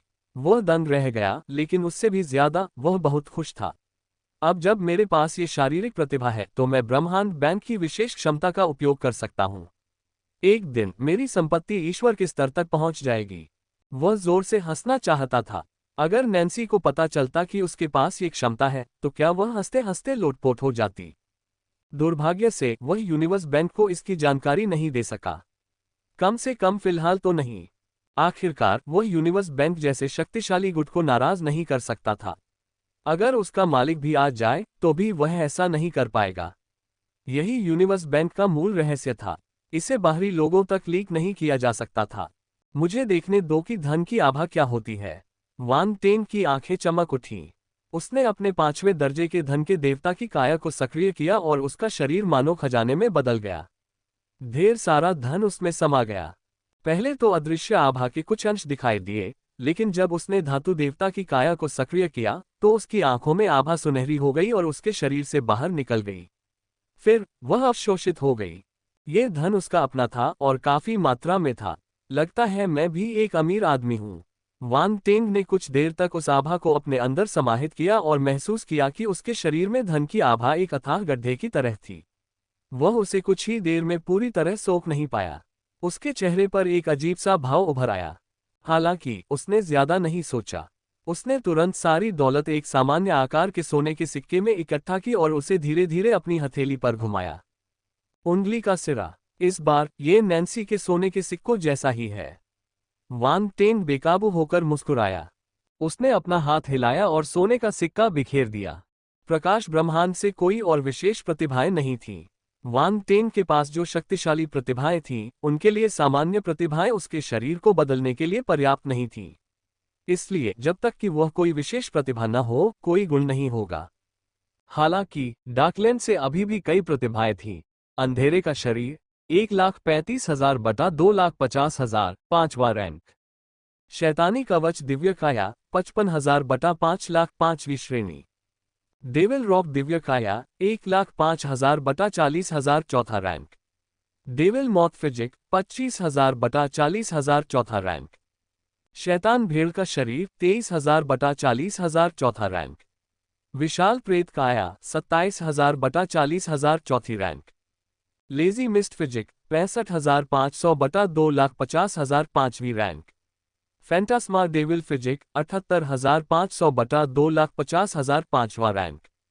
वांग टेंग के शरीर में एक बिल्कुल अलग अंधकार में शक्ति प्रवाहित हुई। साथ ही इसने उसके शरीर को बदल दिया, जिससे उसका शरीर एक गहन परिवर्तन और उदात्तीकरण से गुजरा। यद्यपि यह अंधकार की शक्ति थी, फिर भी यह एक मार्शल योद्धा के शरीर के लिए एक अच्छा परिवर्तन भी था। उसके शरीर में एक घनी काली शक्ति व्याप्त थी। इस समय वह असली काली प्रेतों से भी ज्यादा काली प्रेत लग रहा था। हालांकि ये प्रकाश ब्रह्मांड का क्षेत्र था। उसे पकड़े जाने का डर था, इसलिए वह वहीं गायब हो गया। वह अंतरिक्ष खंड में घुसा और तुरंत ही अंतरिक्ष खंड के किनारे स्थित खाई में डूब गया। उसने दूसरों को कोई परेशानी नहीं पहुंचाई। फिर वांग टेंग ने आश्चर्य भरी आंखों से विशेषता बोर्ड को देखा। उनके अंधेरे शरीर में जबरदस्त वृद्धि हुई और उनकी विशेषताएं 135,000 अंक तक पहुंच गईं। शैतानी कवच दिव्य शरीर चौथे से 5वें स्थान पर पहुंच गया। यह एक बहुत बड़ा परिवर्तन था। डेविल रॉक डिवाइन फिजिक अभी भी चौथे स्थान पर था, लेकिन इसकी विशेषताएं बढ़ गई थीं और यह अधिक शक्तिशाली हो गया था। बाकी बचे devil moth physique, devil sheep physique और जायंट ऑपरेशन फिजिक तीसरे से चौथे स्थान पर पहुंच गए। एक उछाल आया और शक्ति बढ़ गई, बहुत अधिक। आखिर में 2 फिजिक थे जो उसे अभी अभी मिले थे, लेजी मिस्ट फिजिक और फैंटास्मा डेविल फिजिक। दोनों ही 5वीं रैंक पर थे। मन में प्रकट हुए ज्ञान ने वांग टेंग को यह समझने में मदद की कि ये दोनों शरीर बुरे नहीं थे। ये शैतान पतंगे के शरीर, शैतान भेड़ के शरीर और विशालकाय प्रेत के शरीर से भी ज्यादा शक्तिशाली थे। यहां तक कि ये शैतान कवच वाले दिव्य शरीर के बराबर भी थे। अध्याय 3876 ऊंची युद्ध तकनीकें। 2 संत स्तरीय युद्ध तकनीकों का रूपांतरण। असली चौथे दर्जे का शैतान रूपांतरण। 1. शैतान कवच जाति का शैतान कवच दिव्य शरीर निस्संदेह शक्तिशाली था। इसकी तुलना बहुत कम अंधकार में प्रेतों से की जा सकती थी। इसके लिए लेजी मिस्ट डेविल फिजिक और phantasma devil physique, devil armour divine physique के बराबर थे। इससे साबित होता है कि वे कितने शक्तिशाली थे। वांग टेंग को पहले से ही लेजी मिस्ट रेस और फैंटास्मा रेस के शरीर में गहरी दिलचस्पी थी। आखिरकार उसे वो मिल ही गया जो वो चाहता था। उन्होंने तुरंत ही इन दोनों शारीरिक संरचनाओं के लाभों की जांच की। जैसे ही उन्होंने अपने विचार आगे बढ़ाए, प्रासंगिक जानकारी सामने आई। आलसी धुंध शैतान काया एक ऐसी काया थी जो आलसी चेतना को अवशोषित कर सकती थी और आलसी धुंध का निर्माण कर सकती थी। हालांकि वांग टेंग ने पहले ही आलसी धुंध काया प्राप्त कर ली थी, इसलिए उसके पास भी यह क्षमता थी। ये कहा जा सकता है कि हर आलसी धुंध अंधेरे प्रेत के पास आलसी धुंध काया थी। यह उनकी जाति की प्रतिभा थी। हालांकि उनमें से कुछ की प्रतिभाएं ज्यादा मजबूत थीं, जबकि कुछ की प्रतिभाएं कमजोर थीं। लेजी मिस्ट डेविल फिजिक अलग था। ये लेजी मिस्ट रेस का सबसे शक्तिशाली शरीर था। यहां तक कि प्रथम श्रेणी का लेजी मिस्ट डेविल फिजिक भी लेजी मिस्ट फिजिक से ज्यादा शक्तिशाली था। बेशक यह तुलना एक ही मंच पर की गई थी। लेजी मिस्ट फिजिक ने लेजी मिस्ट के अंधेरे प्रेत को उच्च स्तरीय शैतान सम्राट के स्तर तक विकसित होने में सक्षम बनाया। हालांकि ये कठिन था उन लोगों की तुलना में जिनका शरीर आलसी धुंध शैतान जैसा था। यह एक सामान्य मार्शल योद्धा और विशेष प्रतिभा वाले मार्शल योद्धा के बीच का अंतर था। इसके अलावा लेजी मिस्ट डेविल फिजिक द्वारा निर्मित लेजी मिस्ट को लेजी डेविल मिस्ट भी कहा जा सकता है। यह सामान्य लेजी मिस्ट से ज्यादा शक्तिशाली था। जहां तक फैंटास्मा डेविल फिजिक की बात है, ये फैंटास्मा जाति के पास मौजूद एक शक्तिशाली फिजिक थी। ये फैंटास्मा मिस्ट को संघनित कर सकती थी और लोगों को भ्रम में डाल सकती थी। फैंटास्मा जाति का भ्रम अत्यंत शक्तिशाली था। सामान्य योद्धा अगर उसमें फंस जाते तो उन पर भी असर पड़ता। वे लड़ने से पहले ही हार भी सकते थे। पिछली लड़ाई में प्रकाश ब्रह्मांड के कई मार्शल योद्धा फैंटास्मा जाति के फैंटास्मा धुंध से प्रभावित हो गए थे और नुकसान में थे। वे फैंटास्मा के अंधेरे प्रेत का कुछ नहीं कर सके। बुरा नहीं, बुरा नहीं। वान टैंग की आंखें चमक रही थीं। वो बहुत खुश था। उसे एक साथ दो शक्तिशाली और विचित्र काले प्रेत शरीर प्राप्त हुए। यह एक बहुत बड़ी उपलब्धि थी। उस समय जियाओ जी ने डाक गरुड़ जाति के शरीर का इस्तेमाल करके कुछ उच्च स्तरीय शैतान सम्राटों को खाकर उनकी क्षमता अस्थायी रूप से प्राप्त कर ली थी। उसकी तुलना में ये बच्चों का खेल था। वान टेंग ने इन सभी प्रतिभाओं को अर्जित किया और उन्हें अपनी प्रतिभा में समाहित कर लिया। जियाओ जी की छोटी स्नैचिंग की तुलना इससे नहीं की जा सकती। इस तरह भविष्य में मेरे लिए डार्कलैंड में प्रवेश करना आसान हो जाएगा, वान टेंग ने ये सोचा। सभी प्रतिभाओं को आत्मसात करने के बाद युद्ध तकनीकें और शास्त्र उसके मन में प्रकट हुए। वे उसके मन में विकसित हुए और सभी प्रकार की अनुभूतियां प्रकट हुईं। पवित्र प्रकाश के पंख 6500 बटा 40,000 चौथा रैंक। पवित्र प्रकाश स्वर्ग पंख संरक्षण शाश्वत स्तर 1200 बटा 10,000 अच्छी तरह से वाकिफ। औरोरा दिव्य छाया तीर कौशल ब्रह्मांड चरण शिखर 2100 बटा 10,000 विशिष्ट।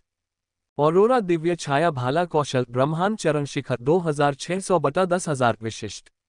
लाइटनिंग गॉड मेटल स्ट्राइक अनंत स्तर 5200 बटा 10,000 अच्छी तरह से वाकिफ। कैंग्यू तलवार कौशल ब्रह्मांड चरण शिखर 3200 बटा 10,000 विशिष्ट। Raising bull sky opening x ब्रह्मांड चरण शिखर 4500 बटा 10,000 विशिष्ट। सौर ड्रैगन मुट्ठी ब्रह्मांड स्तर 3600 बटा 10,000 विशिष्ट। गोल्डन ड्रैगन पंजा ब्रह्मांड स्तर 4200 बटा 10,000 विशिष्ट। गोल्डन ड्रैगन ब्लेड अनंत स्तर 2300 बटा 10,000 अच्छी तरह से वाकिफ। तानाशाह की उंगली ब्रह्मांड स्तर 3500 बटा 15,000 छोटी उपलब्धि। तानाशाह की 12 तलवारें पहली तलवार 27,500 बटा 50,000 विशेष। तानाशाह की 12 तलवारें दूसरी तलवार 25,000 बटा 50,000 विशिष्ट। तानाशाह की 12 तलवारें तीसरी तलवार 20,500 बटा 50,000 विशेष। तानाशाह की 12 तलवारें चौथी तलवार 3,600 बटा 30,000 अच्छी तरह से वाकिफ। गॉड स्लेयर प्रथम रुख 23,500 बटा 30,000 अच्छी तरह से वाकिफ। गॉड स्लेयर द्वितीय रुख 27,500 बटा 30,000 अच्छी तरह से वाकिफ। गॉड स्लेयर थर्ड स्टांस 12,500 बटा 30,000 अच्छी तरह से वाकिफ। पवित्र प्रकाश तलवार शास्त्र ब्रह्मांड स्तर 3,500 बटा 10,000 विशिष्ट। फ्रॉस्ट स्प्रिंग एरो ब्रह्मांड स्तर 4,900 बटा 8,000 विशिष्ट। रेजिंग गेल पाम ब्रह्मांड स्तर 5,300 बटा 10,000 छोटी उपलब्धि। डॉन लाइट बोल्ट अनंत स्तर 4,800 बटा 15,000 विशिष्ट। नौसार बायचुवान ब्लेड कौशल शाश्वत स्तर 4,100 बटा 8,000 अच्छी तरह से वाकिफ। दिव्य शमन ब्रेकिंग सन एरो तकनीक शाश्वत स्तर 2,800 बटा 8,000 अच्छी तरह से वाकिफ। लाल अग्नि स्तंभ स्वर्ग क्षेत्र 3,600 बटा 10,000 छोटी उपलब्धि। वान टेंग उस समय दंग रह गए जब उन्होंने अपनी लड़ाई में बदलाव देखा। विशेषता बोर्ड पर तकनीक उनमें से बहुत सारे थे। ये तो बस कुछ महत्वपूर्ण युद्ध तकनीकें थीं। अगर वह ब्रह्मांड क्षेत्र की सभी युद्ध तकनीकों को सूचीबद्ध किया जाएगा, उनमें से अनगिनत। हालांकि उस युद्ध में अधिकांश मार्शल योद्धा थे ब्रह्मांडीय स्तर और उससे ऊपर, इसलिए किसी ने भी दिव्य क्षेत्र से नीचे किसी भी शास्त्र का उपयोग नहीं किया। अन्यथा और भी बहुत कुछ होता। सबसे पहले पवित्र प्रकाश के पंख थे, एक प्रकाश तत्व युद्ध तकनीक जो उन्हें अरवेज से मिली थी, जो पंथ जाति के एक योद्धा थे। जब उन्हें ताई बेशा से यह मिली थी तब ये केवल प्रथम श्रेणी में थी, लेकिन अब ये चौथी श्रेणी तक पहुंच गई थी। चौथी श्रेणी का पवित्र प्रकाश के पंख पहले ही ब्रह्मांड स्तर तक पहुंच चुके थे। आर्विस एक ब्रह्मांड स्तरीय प्रतिभा थे। ताई बेशा की तुलना उनसे नहीं की जा सकती थी। उसे जब वांग टेन को ताई बेशा से यह युद्ध तकनीक मिली तो उसे ब्रह्मांडीय क्षेत्र में आगे बढ़े हुए ज्यादा समय नहीं हुआ था। पवित्र प्रकाश के प्रथम श्रेणी के पंख ही काफी थे। अब वांग टेन की क्षमताएं बहुत बढ़ गई थीं और वह स्वर्ग के स्वामी के स्तर के शिखर पर पहुंच गया था। पवित्र प्रकाश के प्रथम श्रेणी के पंख अब पर्याप्त नहीं थे। अब चूंकि यह चौथे क्रम पर था, वह बिना पीछे छूटे इसका उपयोग जारी रख सकता था। अध्याय 3877 ऊंची युद्ध तकनीकें, 2 संत स्तरीय युद्ध तकनीकों का रूपांतरण, असली चौथे दर्जे का शैतान रूपांतरण 2। इस समय वांग टैंग के मन में अचानक एक विचार आया। प्रकाश नक्षत्र बल पंख जाति की विशेष विधि से उसके शरीर में प्रवाहित होने लगा। फिर वो उसके शरीर से बाहर निकल गया। धमाका! पवित्र प्रकाश के 2 पंख तेजी से एक साथ इकट्ठा हो गए। अनगिनत प्रकाश पंख नीचे तैरते हुए चारों दिशाओं में बिखर गए। वांग टेंग अब और भी पवित्र लग रहा था। अगले ही पल पंख फड़फड़ाए और वह प्रकाश की किरण में बदल गया और वहीं गायब हो गया। वो एक सफेद उल्कापिंड की तरह रसातल से बाहर निकल आया। बहन आइरिस, देखो देखो, वह क्या है? कुछ दूरी पर 2 चोटियों वाली एक फूलों वाली परी ने अचानक अपना सिर उठाया। उसकी चोटियां नीचे झुकी हुई थीं और उसका सिर उसके शरीर से लगभग 90 डिग्री के कोण पर था। वह बेसुध सी आसमान की ओर देखती रही और आश्चर्य से चीख पड़ी। एक और डरपोक पुष्प परी आध्यात्मिक क्षेत्र में एक आध्यात्मिक फूल से निपट रही थी। जब उसने आवाज सुनी तो उसने उलझन में अपना सिर घुमाया। छोटी जियान, तुमने क्या कहा? देखो, फ्लावर एंजल ने अपना हाथ उठाया और आकाश की ओर इशारा किया। फ्लावर आइरिस ने अपना सिर उठाया। उसकी आंखें चौड़ी हो गईं मानो उसने कुछ आश्चर्यजनक देख लिया हो। वह हकलाते हुए बोली, एंजल, सचमुच, पंखों वाली परी। फ्लावर एंजल बहुत खुश हुई। वह नाचने लगी, खुशी से चिल्लाए। फिर वह मुड़ी और भाग गई। मैं सिस्टर कैटाल्पा को बुलाने जा रही हूँ। पलक झपकते ही वह गायब हो गई। दूसरी ओर दीप्ति वृक्ष पर एक होलोग्राम प्रकट हुआ जिसमें एक महिला की आकृति दिखाई दे रही थी। उसने आश्चर्य से आकाश की ओर देखा। पंख जाति की क्षमता। युद्ध के मैदान में उसकी मुलाकात पंख जाति की एक ब्रह्मांड स्तरीय प्रतिभा से हुई। सनलाइट स्लग सिकुड़कर अपने सामान्य आकार में आ गया और जमीन पर लेट गया। वह आलस्य से बोलते हुए दीप्ति वृक्ष की शाखा पर बैठ गया। क्या यह संभव है कि यह क्षमता पंख जाति से आए हो? दीप्ति वृक्ष ने अनुमान लगाया। कौन जानता है? सूर्य के प्रकाश वाला स्लग मन ही मन बुदबुदाया और चुप रहा। दीप्ति के वृक्ष की निगाहें टिमटिमा उठीं। वांग टेंग हंसी और आंसुओं के बीच फंस गया जब उसने 2 फ्लोरल फेरी रेस युवतियों की बातें सुनी। वह तो बस पवित्र प्रकाश के पंखों की गति का परीक्षण कर रहा था, लेकिन 2 फ्लोरल फेरी रेस युवतियों ने उसे देख लिया और उसे एक फरिश्ते की तरह सम्मान दिया। लेकिन पंख जाति स्वर्गदूतों जैसी थी। एक हद तक पंख जाति स्वर्गदूत थे। कुछ देर परीक्षण करने के बाद वांग टेंग रसातल में लौट आया। उसने पुष्प परी जाति को कोई परेशानी नहीं पहुंचाई। वो चौथे स्थान पर मौजूद विंग्स ऑफ होली लाइट की गति से बेहद संतुष्ट थे। उनका पवित्र प्रकाश स्वर्गीय पंख संरक्षण भी उभरा। ये नींव से लेकर सुविज्ञ तक गया। ये युद्ध तकनीक भी पंख जाति से आई थी। यह अंधकार में बल के संदूषण को ठीक कर सकती थी और इसका प्रभाव पवित्र प्रकाश शुद्धिकरण से भी अधिक शक्तिशाली था। यह एक शाश्वत स्तर की युद्ध तकनीक थी, जबकि पवित्र प्रकाश शुद्धिकरण केवल ब्रह्मांड स्तर पर ही था। ऑरोरा दिव्य छाया बाण कौशल और ऑरोरा दिव्य छाया भाला कौशल में जबरदस्त सुधार हुआ। ऑरोरा दिव्य छाया बाण कौशल अभी आधारभूत स्तर पर था, लेकिन अब विशेषज्ञता प्राप्त अवस्था में पहुंच गया है। ऑरोरा दिव्य छाया भाला कौशल अब निपुणता से विशेषज्ञता प्राप्त अवस्था में पहुंच गया है। इस तरह वांग टेंग की इन दोनों युद्ध तकनीकों पर पकड़ कम नहीं होगी। वह आर्वेस जैसे ब्रह्मांड स्तरीय प्रतिभाओं के बराबर भी हो सकता है। दूसरे पक्ष ने इन 2 ब्रह्मांडीय युद्ध तकनीकों के विशिष्ट चरण तक पहुंचने से पहले कई वर्षों तक साधना की थी। अंततः वांग टेंग को सभी लाभ प्राप्त हुए। वांग टेंग को ये दोनों युद्ध तकनीकें पसंद थीं। उसके पास ज्यादातर हल्के तत्वों वाली युद्ध तकनीकें नहीं थीं और ज्यादातर मुट्ठी वाली तकनीकें थीं। अब उसके पास एक तीर और एक भाले वाली युद्ध तकनीक थी। मुझे मौका मिलने पर कुछ हल्के युद्धक धनुष और भाले लेने चाहिए, वांग टेंग ने मन ही मन सोचा। उसे आर्वेस के हल्के रंग वाले युद्धक धनुष से बहुत ईर्ष्या हो रही थी। अगर वे दोनों एक ही पक्ष में न होते तो वह उसे उससे छीन लेता। बिजली देवता मेटल स्ट्राइक अभी भी अपनी चरम अवस्था में था। कोई सफलता नहीं मिली, लेकिन उसके गुण बढ़ गए। अगली बार मैं नैन्सी से और भी खूबियां लेता रहूंगा। वान टेंग ने अपनी ठुड्डी को छुआ। उसे यूनिवर्स बैंक के हुनर में गहरी दिलचस्पी थी। अगर कोई मौका मिलता तो वह उसे हाथ से जाने नहीं देता। कैंग्यू तलवार कौशल। यह एक ब्रह्मांडीय जल तत्व तलवार कौशल था जो उसे अभी अभी प्राप्त हुआ था। ये कैंग्युए के प्रतिभाशाली मार्शल योद्धा से आया था। भाड़े की टीम यू हुआंग। ये तलवारबाजी का हुनर बुरा नहीं है। यह नीले चांद की शक्ति को मुक्त कर सकता है। वान टेन की आंखें चमक उठीं। उसे इस तलवारबाजी में दिलचस्पी हो गई और उसने ध्यानपूर्वक अध्ययन करने के लिए अपनी आंखें बंद कर ली। उन्होंने अभी अभी एक जल तत्व फिजिक टैलेंट ट्रू वाटर का विलय किया था। दिव्य काया, इसलिए जल तत्व युद्ध तकनीकों को समझना खाने पीने जितना आसान था। जैसे ही उन्होंने अपनी आंखें बंद की और भी गहन ज्ञानोदय हुआ। ये सिर्फ बुन बुलबुलों के ज्ञानोदय तक सीमित नहीं था। ज्ञान प्राप्ति की यह गति अमानवीय थी।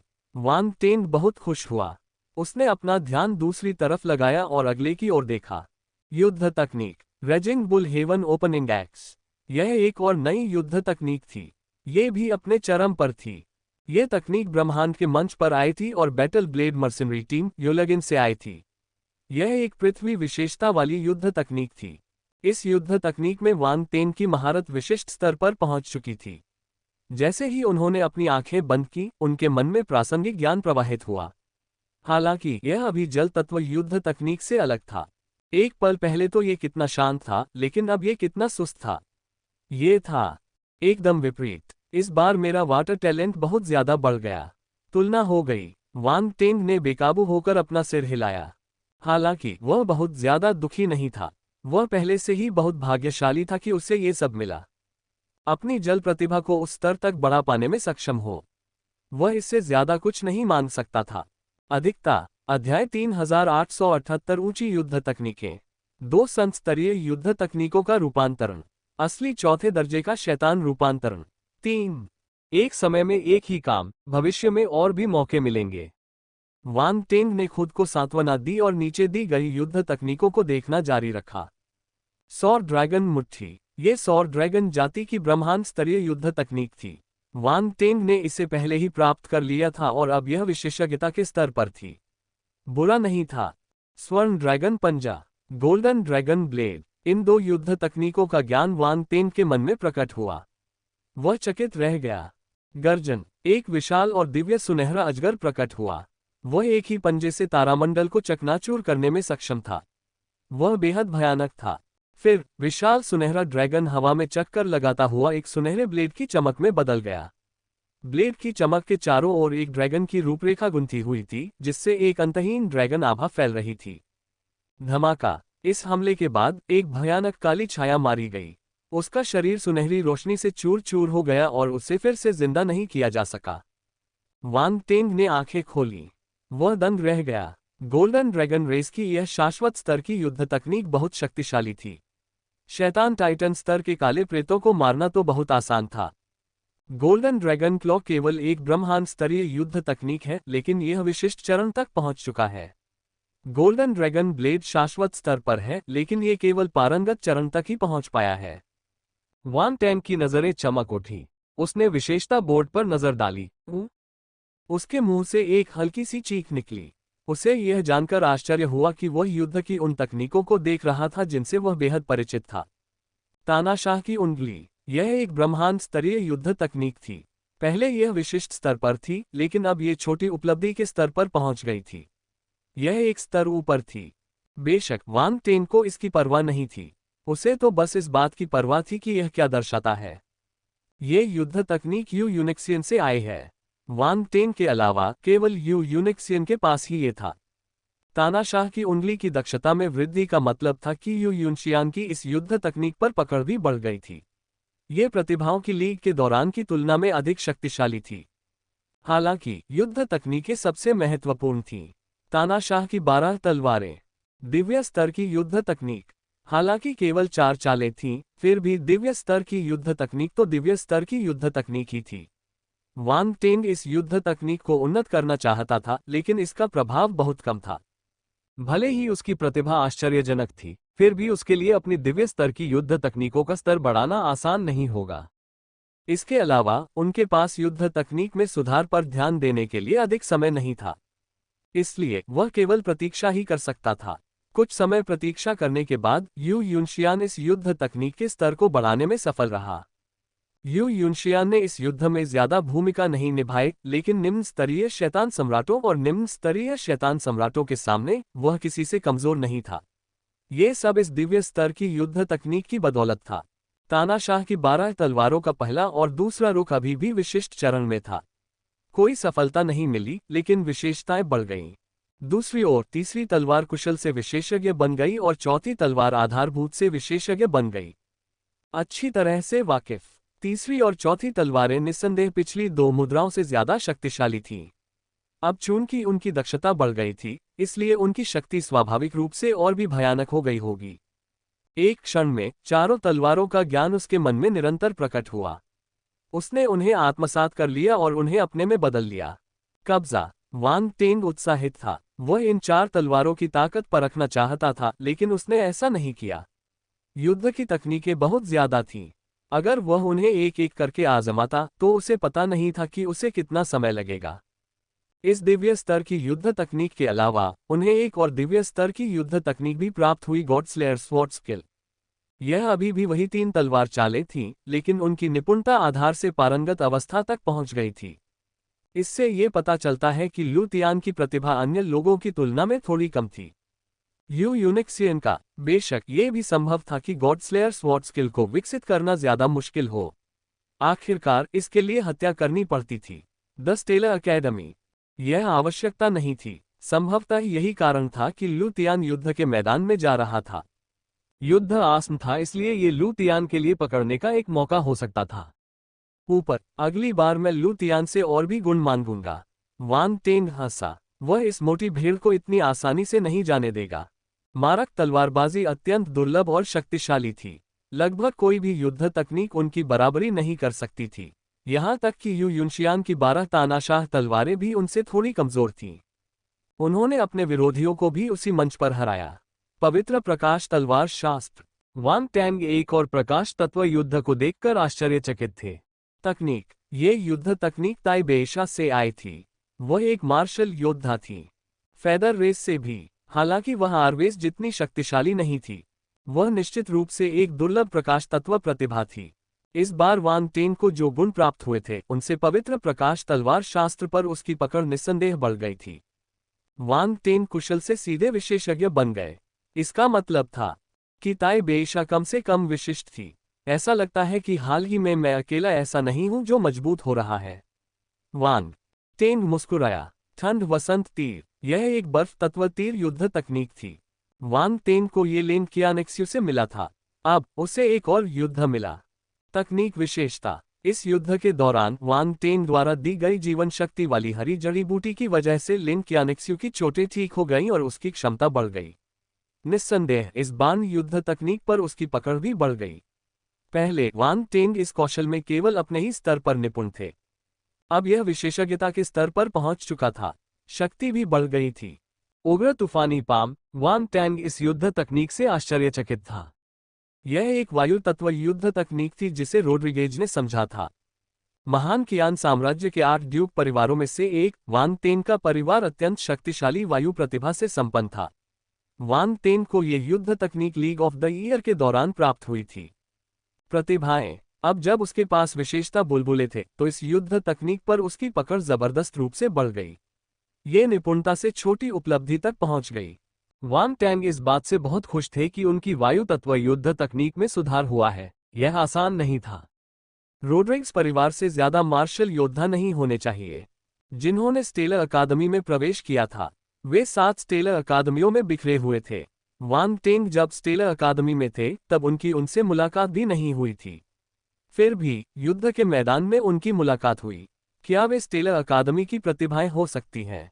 मैंने उन पर ज्यादा ध्यान नहीं दिया। वांग टेंग ने मन ही मन सोचा। उसने सिर हिलाया और ज्यादा नहीं सोचा। वहां इतनी प्रतिभाएं थीं कि उनके लिए सब कुछ नोटिस करना नामुमकिन था।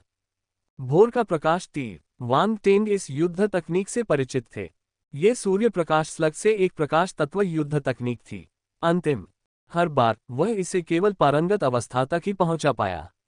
इस बार यह विशेषज्ञता के स्तर पर था।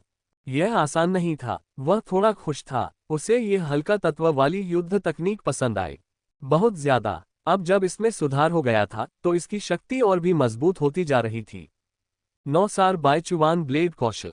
यह बायचुवान परिवार की एक शाश्वत स्तर की युद्ध तकनीक थी। इसके अलावा ये बायचुवान दिव्यकाया के साथ किया गया एक संयुक्त युद्ध तकनीक था। वांग टेन की आंखें हल्की सी चमक उठी। ये युद्ध तकनीक अभी भी। वह युद्ध कला में पारंगत तो था, लेकिन उसकी विशेषताएं बहुत बढ़ गई थीं। इसके अलावा उसके पास सच्चा जल दिव्य शरीर भी था। अगर वह इस युद्ध तकनीक का अभ्यास करता तो उसकी शक्ति बहुत बढ़ जाती। दिव्य शमन सूर्य बाण तोड़ने की तकनीक वू यान की एक युद्ध तकनीक थी। यह शाश्वत स्तर पर भी थी। ये युद्ध तकनीक अभी शुरुआती चरण में ही थी। अब ये अंततः अच्छी तरह से वाकिफ मंच पर पहुंच गया। वांग टेन को अचानक महसूस हुआ कि उसे युद्ध के लिए धनुष की सख्त जरूरत है, बहुतत्व बल के लिए उपयुक्त। उसने पहले ही कुछ तीरंदाजी युद्ध तकनीकें हासिल कर ली थीं और वे सभी शक्तिशाली थीं। इन हथियारों की पूरी क्षमता का उपयोग करने के लिए उन्हें एक उपयुक्त युद्ध धनुष की आवश्यकता थी। युद्ध तकनीकें। अंतिम युद्ध तकनीक लाल अग्नि स्तंभ थी। यह ग्रेट स्टार फायर मीटियोराइट बेट पहले से ही विशेष चरण में था। अब ये छोटी उपलब्धि के चरण में था, इसलिए प्रकाश ब्रह्मांड में सभी युद्ध तकनीकों को गिना गया। कमजोर युद्ध तकनीकों को गिनने की कोई जरूरत नहीं थी क्योंकि वे वांग टेन के किसी काम की नहीं थीं। फिर डाकलैंड की युद्ध तकनीकें थीं। वांग टेन ने गहरी सांस ली और विशेषताओं पर एक क्षेत्र को देखा। बोर्ड पर फिर से यहीं पर अंधेरे गुण थे। असली शैतानी रूपांतरण 6500/40,000 चौथा क्रम। अध्याय 3879 शैतान देवता स्तर की युद्ध तकनीकें। अनंत स्तर के धर्मग्रंथों का उपहार। चौथे रैंक तक के डोमेन की उत्पत्ति। 1 असली शैतान परिवर्तन चौथे रैंक पर पहुंच गया है। वांग टेंग आश्चर्यचकित था। जब वह डाकलैंड में था तो ये कौशल केवल तीसरे दर्जे पर था। उसने यह उम्मीद नहीं की थी कि यह चौथे दर्जे तक पहुंच जाएगा। इस विशेष ज्ञान प्राप्ति के बाद वांग टेन को तुरंत तीसरे और चौथे रैंक के बीच का अंतर पता चल गया। अंतर बहुत बड़ा था। तीसरे दर्जे के शैतान सम्राट ज्यादा से ज्यादा मध्यम दर्जे के शैतान सम्राट होते थे जिन्हें शैतानी रूपांतरण में महारत हासिल थी। उस समय ज़ेकरली मध्यम दर्जे के शैतान सम्राट के शिखर पर एक प्रतिभाशाली व्यक्ति थे और उनकी तुलना बहुत कम लोगों से की जा सकती थी। हालांकि उनका शैतानी रूपांतरण केवल तीसरे दर्जे का था। केवल उच्च स्तरीय शैतान सम्राट ही चौथे दर्जे के शैतान परिवर्तन को समझ सकते हैं। शैतानी रूपांतरण व्यक्ति की आत्मा और शरीर की सहनशक्ति से संबंधित था। चौथे दर्जे का शैतान सम्राट मध्य स्तरीय शैतान सम्राटों की सीमा पार कर चुका था। सामान्य मध्य स्तरीय शैतान सम्राट वास्तविक शैतानी रूपांतरण द्वारा लाए गए बल के बल का सामना नहीं कर पाते। असली शैतानी रूपांतरण सामान्य शैतानी रूपांतरण से ज्यादा डरावना था, इसलिए जोखिम भी ज्यादा था। अंधकार में प्रेतों के लिए अराजकता की स्थिति में प्रवेश करना आसान था। अगर वह इसे समझ नहीं पाता तो उसे इसे बलपूर्वक सक्रिय करना होगा। परिणाम अपरिवर्तनीय होगा और वह अपनी मूल अवस्था में वापस नहीं आ पाएगा। वह स्तब्ध हो जाएगा और केवल अंधकार में प्रेत का निम्नतम रूप बन सकता है। हालांकि वांग टेन चिंतित नहीं था। चाहे उसकी आत्मा की शक्ति हो या उसके भौतिक शरीर की, वह एक ब्रह्मांडीय स्तर के योद्धा के समान था। भले ही वह चौथे दर्जे का शैतानी रूपांतरण इस्तेमाल करता, उसे अपरिवर्तनीय परिणामों की चिंता करने की जरूरत नहीं थी। वांग टेन को इस बात पर पूरा भरोसा था। डार्क वेनम डस्ट विकास प्रकार 12,400/30,000 बड़ी उपलब्धि। डेविल मॉथ स्केल पाउडर उच्च स्तरीय डेविल सम्राट 3,000/10,000 छोटी उपलब्धि। शैतान पतंगा जाति की युद्ध तकनीकें। वांग टेन की आंखें चमक उठी जब उसने अन्य दो युद्ध तकनीकों को देखा। Dark venom dust devil moth race की एक विकास प्रकार की युद्ध तकनीक थी। इसमें एक क्षमता थी और यह डेविल मॉथ रेस की एक जन्मजात विशेष क्षमता थी। वांग टेन को इस बारे में तब पता चला जब उसे शैतान कीट शरीर प्राप्त हुआ। इस बार डार्क वेनम डस्ट काफी ऊपर उठ गया। ये पहले ही बड़ी उपलब्धि के स्तर पर पहुंच चुका था, इसलिए अब इसे ऊपर उठाना आसान नहीं था। अगर युद्ध के मैदान में कई उच्च स्तरीय शैतान सम्राट और शैतान पतंगे जैसे काले प्रेत न होते तो उसे कोई भी विशेषता बुलबुले नहीं मिल पाते। दूसरी ओर अगली युद्ध तकनीक ने उसे चौंका दिया। यह एक उच्च स्तरीय शैतान सम्राट युद्ध तकनीक थी और उसे अभी अभी मिली थी। शैतान कीट स्केल पाउडर। वांग टेंग ने अपनी आंखें बंद कर ली। प्रासंगिक ज्ञान उसके मन में प्रकट हुआ। शैतानी पतंगों की प्रजाति का एक होलोग्राम प्रकट हुआ। आसपास का वातावरण एक विशाल और अंधेरी गुफा जैसा लग रहा था। दीवारों पर विभिन्न रंगों की प्रतिदीप्ति चमक रही थी। रंग असाधारण रूप से चमकीले थे, मानो उनमें जहर हो। गुफा में शैतान पतंगों की परछाई उड़ रही थी। तेज हवाएं चल रही थी। उसके पंखों से एक हल्की सी हवा निकली, जिससे चट्टान पर फ्लोरोसेंट रोशनी बिखर गई। फिर उसने उस रोशनी को आत्मसात करना शुरू कर दिया। धीरे धीरे डेविल मॉथ रेस के पंखों पर एक फ्लोरोसेंट रोशनी दिखाई दी। जैसे ही उसने पंख फड़फड़ाए, फ्लोरोसेंट रोशनी नीचे बिखर गई, जिसमें विष की शक्ति है। वांग टेन को ज्ञान प्राप्त हो गया था। वह जानता था कि यही शैतान कीट स्केल पाउडर की ज्ञान प्राप्ति प्रक्रिया। उन्होंने इसे प्राप्त किया। इससे खेती की प्रक्रिया सीधे तौर पर बच गई। ये युद्ध तकनीक सीखना आसान नहीं था। आपको इसे साधना था, किसी विशिष्ट स्थान पर। यहाँ तक कि शैतान पतंगे के अंधेरे प्रेतों के बीच भी बहुत कम लोग इस युद्ध तकनीक को विकसित करने में सक्षम थे। दिलचस्प, वांग टेन मुस्कुराया। उसे मिली जानकारी से उसे पता था कि डेविल मॉथ स्केल पाउडर में विलय हो सकता है। अलग अलग जहर, इससे निकलने वाली चमक से उसका प्रतिद्वंद्वी स्तब्ध हो जाता और उसके करीब पहुंच जाता। फिर वे जहर के प्रभाव में आ जाते, अनजाने में। हालांकि इसका प्रभाव डार्क वेनम डस्ट जैसा ही था, ये युद्ध तकनीक ज्यादा खास थी। इसमें एक ऐसा फायदा था जो डार्क वेनम डस्ट में नहीं था। वांग टैंग इस युद्ध तकनीक से संतुष्ट थे। जहर युद्ध, ये तकनीकें हमेशा से उनकी पसंदीदा रही हैं। इससे बेहतर कोई तरीका नहीं था किसी पर चुपके से हमला करना। दुर्भाग्य से मुझे डेविल मॉथ रेस से विषाक्त चेहरा वाला गुण नहीं मिला। वांग टेन को थोड़ा अफसोस हुआ। डेविल मॉथ रेस के पास एक डेविल टाइटन स्तर की युद्ध तकनीक थी जिसे कहा जाता था विशैला चेहरा। इसमें अंतरिक्ष की शक्ति समाहित थी और यह विरोधियों को कैद कर सकता था। ये काफी शक्तिशाली था, लेकिन इस बार वो समझ नहीं पाया। ये स्पष्ट था कि सभी शैतान पतंगों को अंधेरे प्रेतों को देखने का अधिकार नहीं था। इस युद्ध तकनीक का अभ्यास करें। इसके अलावा इस युद्ध तकनीक पर उसकी पकड़ पहले ही निपुणता की अवस्था तक पहुंच चुकी थी। सामान्य काले प्रेत इस स्तर की दक्षता तक नहीं पहुंच पाते। ये सामान्य बात थी कि वे कोई भी हथियार नहीं गिराते थे। विशेषता बुलबुले, शैतान कवच विकास 7800 बटा 10,000 छोटी उपलब्धि। Dark devil fist devil titan stage 4100 बटा 10,000 विशेष। शैतान कवच दिव्य तलवार शैतान टाइटन चरण 3600 बटा 10,000 विशेष। शैतान कवच दौड़ युद्ध तकनीकें। वांग टेंग ने नीचे दी गई 3 युद्ध विधियों को देखा और अपनी भौहें थोड़ी ऊपर उठाईं। शैतान कवच शैतान पतंगा जाति के डार्क वेनम डस्ट जैसा ही था। ये डार्क अपैरिशंस की एक जन्मजात क्षमता थी। यह एक विकासोन्मुखी युद्ध तकनीक थी जो शैतान कवच डार्क अपैरिशंस के स्तर के साथ साथ बढ़ सकती थी। उनकी युद्ध तकनीक पहले ही छोटी उपलब्धि के स्तर पर पहुंच चुकी थी। हालांकि इस बार उन्हें कोई प्रगति नहीं मिली। यह अभी भी जारी था, छोटी उपलब्धि के स्तर पर। दूसरी ओर उनके गुण 7800 तक पहुंच चुके थे। वह एक बड़ी सफलता हासिल करने से ज्यादा दूर नहीं थे। बुरा नहीं, वांग टेंग ने सिर हिलाया। अगर मेरी दक्षता बढ़ गई तो शैतानी कवच और भी मजबूत हो जाएगा। डार्क डेविल फिस्ट मूलतः निपुण अवस्था में था। अब जब वह विशिष्ट अवस्था में पहुंच गया है तो उसकी शक्ति भी बढ़ गई है। खासकर इसलिए क्योंकि यह युद्ध तकनीक शैतानी टाइटन अवस्था से संबंधित थी। ये पहले से ही बेहद शक्तिशाली थी। विशेष अवस्था तक पहुंचने के बाद उसके जैसे स्तर पर बहुत कम मार्शल योद्धा थे। अध्याय 3880 शैतान देवता स्तर की युद्ध तकनीकें। अनंत स्तर के शास्त्रों का उपहार। चौथे रैंक तक के डोमेन की उत्पत्ति। 2 आखिरकार केवल उच्च स्तरीय शैतान सम्राट या शैतान टाइटन ही विशिष्ट स्तर तक पहुंच सकते थे। इस पहलू में वांग टैंग को बहुत बड़ा लाभ प्राप्त था जो किसी और को नहीं था। आखिरकार इतने कम समय में कोई भी एक साथ कई युद्ध तकनीकों में इतनी कुशलता हासिल नहीं कर सकता था। यह कोई सामान्य व्यक्ति नहीं कर सकता था। वांग टेंग का दिल धड़क उठा। वह शांत हो गया। उसी समय उसके मन में एक दिव्य ज्ञान प्रकट हुआ। एक शैतानी कवच की रूपरेखा उभरी और उसने तलवार चलाने का अभ्यास शुरू कर दिया। उसके हाथ में एक भयानक शैतानी कवच की छाया जमा हो गई।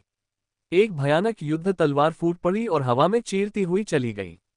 तलवार की चमक काली प्रकाश किरणों में बदल गई और अंतरिक्ष में विलीन हो गई। धमाका, विस्फोटों के बीच प्रकाश ब्रह्मांड का एक अज्ञात योद्धा मारा गया। हवा खून की धुंध से भर गई। यह एक दुखद दृश्य था। वान टेन सदमे से हौंफ उठा। उसकी आंखें आश्चर्य से भरी थीं। यह एक शैतानी टाइटन स्तर की युद्ध तकनीक थी। ये स्पष्ट था कि उसने प्रकाश ब्रह्मांड के एक दुर्जय योद्धा को मार डाला था। वान टेंग ने एक कड़वी मुस्कान दी। यही स्थिति तब भी हुई थी जब उसे प्रकाश ब्रह्मांड से युद्ध तकनीक मिली थी। हालांकि डार्कलैंड का शैतान टाइटन मारा गया था, अब वह प्रकाश ब्रह्मांड का एक मार्शल योद्धा था। हर कुत्ते के दिन आते हैं। हालांकि इससे एक बात तो साबित हो गई, ये युद्ध तकनीकें बहुत शक्तिशाली थीं। अगर ये किसी बेहद शक्तिशाली व्यक्ति के हाथों में पड़ जाती तो ये निश्चित रूप से भयानक मारक क्षमताएं साबित होती। शैतानी कवच दिव्य तलवार। वान टेंग ने विशेषता बोर्ड को देखा और मन ही मन सोचा, ये युद्ध तकनीक विशेषज्ञता के स्तर पर पहुंच गई है। ये शैतानी कवच जाति की प्रतिभा जियाजिदी द्वारा इस्तेमाल की जाने वाली युद्ध तकनीक होनी चाहिए। ये काफी शक्तिशाली है। वह आह भरने के अलावा कुछ नहीं कर सका। इस युद्ध में अगर जियाओ जी ने डाक गरुड़ जाति के शरीर का इस्तेमाल न किया होता और अपनी युद्ध क्षमता की ऊपरी सीमा न बढ़ाई होती तो जियाजिदी और बाकी प्रतिभाएं चकाचौंध कर देने वाली होती। सामान्य प्रतिभाएं उन्हें रोक नहीं पाती, लेकिन अंत में वे सहायक बन गए और उन्हें बचाने के लिए रक्त देवता क्लोन की भी आवश्यकता पड़ी। दरअसल व्यक्तिगत क्षमता के मामले में रक्त देवता क्लोन केवल जियाजिदी जैसी प्रतिभाओं के बराबर था। इस बार वह रक्त देवता वेदी के कारण जियो जी का विरोध करने में सक्षम था। इसके अलावा चूंकि जियाओ जी ने प्रकाश ब्रह्मांड के कई अंधकार में प्रेतों और प्रतिभाओं को मार डाला था, इसलिए रक्तदेव वेदी ने मूल रक्त की एक बड़ी मात्रा को अवशोषित कर लिया। इससे रक्तदेव वेदी अपनी कुछ शक्ति को मुक्त कर सकी। सामान्य परिस्थितियों में रक्त देवता क्लोन रक्त देवता वेदी की पूरी क्षमता को मुक्त करने में सक्षम नहीं होगा। सही समय, सही जगह, सही लोग, सभी तीन कारक वान टेंग और रक्त देवता क्लोन के पक्ष में थे। बेशक ये वान टेंग की योजना का हिस्सा था। संत स्तर की व्यवस्था के बिना सब कुछ सिर्फ कोरी बातें होती। वह सही समय, स्थान और लोगों का फायदा नहीं उठा पाता। इस प्रकार वान टेंग को अपने और रक्त देवता के बीच स्पष्ट समझ थी।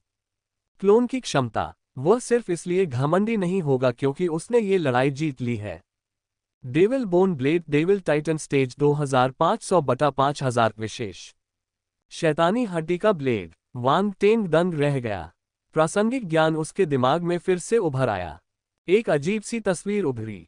ये ब्लेड से युद्ध करने की तकनीक थी।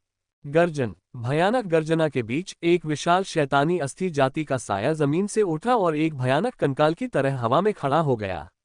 उसके हाथ में कुछ 100 फुट लंबा एक हड्डी का ब्लेड इकट्ठा हुआ और वह आकाश की ओर वार करने लगा। ये ब्लेड हवा को चीरता हुआ तुरंत वहां पहुंच गया। प्रकाश ब्रह्मांड से बड़ी संख्या में मार्शल योद्धा गिर गए। आकाश, उनके शरीर से धूसर गैस बाहर निकली और अवशोषित हो गई। ब्लेड चमक, बूम बूम बूम। फिर प्रकाश ब्रह्मांड के ये मार्शल योद्धा काले ब्लेड की चमक से नष्ट हो गए और रक्तधुंध की गेंदों में फट गए। वान टेंग गंभीर हो गया। उसे शैतानी अस्थि धार से ज्ञान की प्राप्ति हुई और वह खुशी से फूला नहीं समा रहा था। प्रकाश ब्रह्मांड की युद्ध तकनीकें शक्तिशाली थीं, लेकिन अंधेरे प्रेतों की युद्ध तकनीकें भी उतनी ही शक्तिशाली थीं। वे अजीब और अप्रत्याशित थीं। अभी अभी प्राप्त अपनी अंतर्दृष्टि से वह जानता था कि यह युद्ध तकनीक किसी जीवित प्राणी के शरीर की हड्डियों की शक्ति को अवशोषित कर सकती है, जिससे जीवित प्राणी के शरीर की हड्डियां अत्यंत कमजोर हो जाती हैं। अभी की छवि में प्रकाश ब्रह्मांड के मार्शल योद्धा गिर गए क्योंकि उनके शरीर की हड्डियां अचानक बदल गईं और वे गिर नहीं सके। उनके शरीर को सहारा देने के लिए। ये बहुत अजीब था। आध्यात्मिक अस्थि जाति की युद्ध तकनीक प्रभावित करने में सक्षम थी। जीवित प्राणियों की हड्डियां। क्या इसका मतलब यह नहीं था कि हड्डियों वाले सभी जीवित प्राणी? इससे प्रभावित कौन है? सभी जीवित प्राणियों में हड्डियां नहीं होती, लेकिन ज्यादातर में होती थीं। इसका मतलब था कि आध्यात्मिक अस्थि जाति की युद्ध तकनीक ज्यादातर जीवित प्राणियों को निशाना बना सकती थी। बस इसके बारे में सोचना ही यह साबित करने के लिए काफी था कि कैसे। ये बहुत भयानक था। ये वास्तव में ऑस्टियोपोरोसिस था। ये धोखा है। वान टेंग ने अपना सिर हिलाया। सौभाग्य से उसका शरीर इस शक्ति का प्रतिरोध करने के लिए पर्याप्त मजबूत था। उसे किसी और शक्ति का इस्तेमाल करने की जरूरत नहीं थी। उसके भौतिक शरीर की शक्ति ही आध्यात्मिक अस्थि की विचित्र शक्ति का प्रतिरोध करने के लिए पर्याप्त थी। दौड़। अब जब उसे इस युद्ध तकनीक का ज्ञान हो गया था तो उसने अब डर नहीं लगता था। एक आंख के लिए एक आंख। इसके बारे में बोलते हुए, यह एक और शैतान टाइटन स्तर की लड़ाई तकनीक है। वांग टेंग ने एक गहरी सांस ली और विशेषता बोर्ड पर नजर डाली। हैरान था, इन अंधेरे प्रेत प्रतिभाओं का आधार भी मजबूत प्रतीत होता है। उनके शरीर से कई शैतानी टाइटन स्तरीय युद्ध तकनीकें गिरी। उसे अभी अभी शैतानी कवच दिव्य तलवार मिली थी और अब शैतानी अस्थि ब्लेड भी। और क्या आश्चर्य होगा,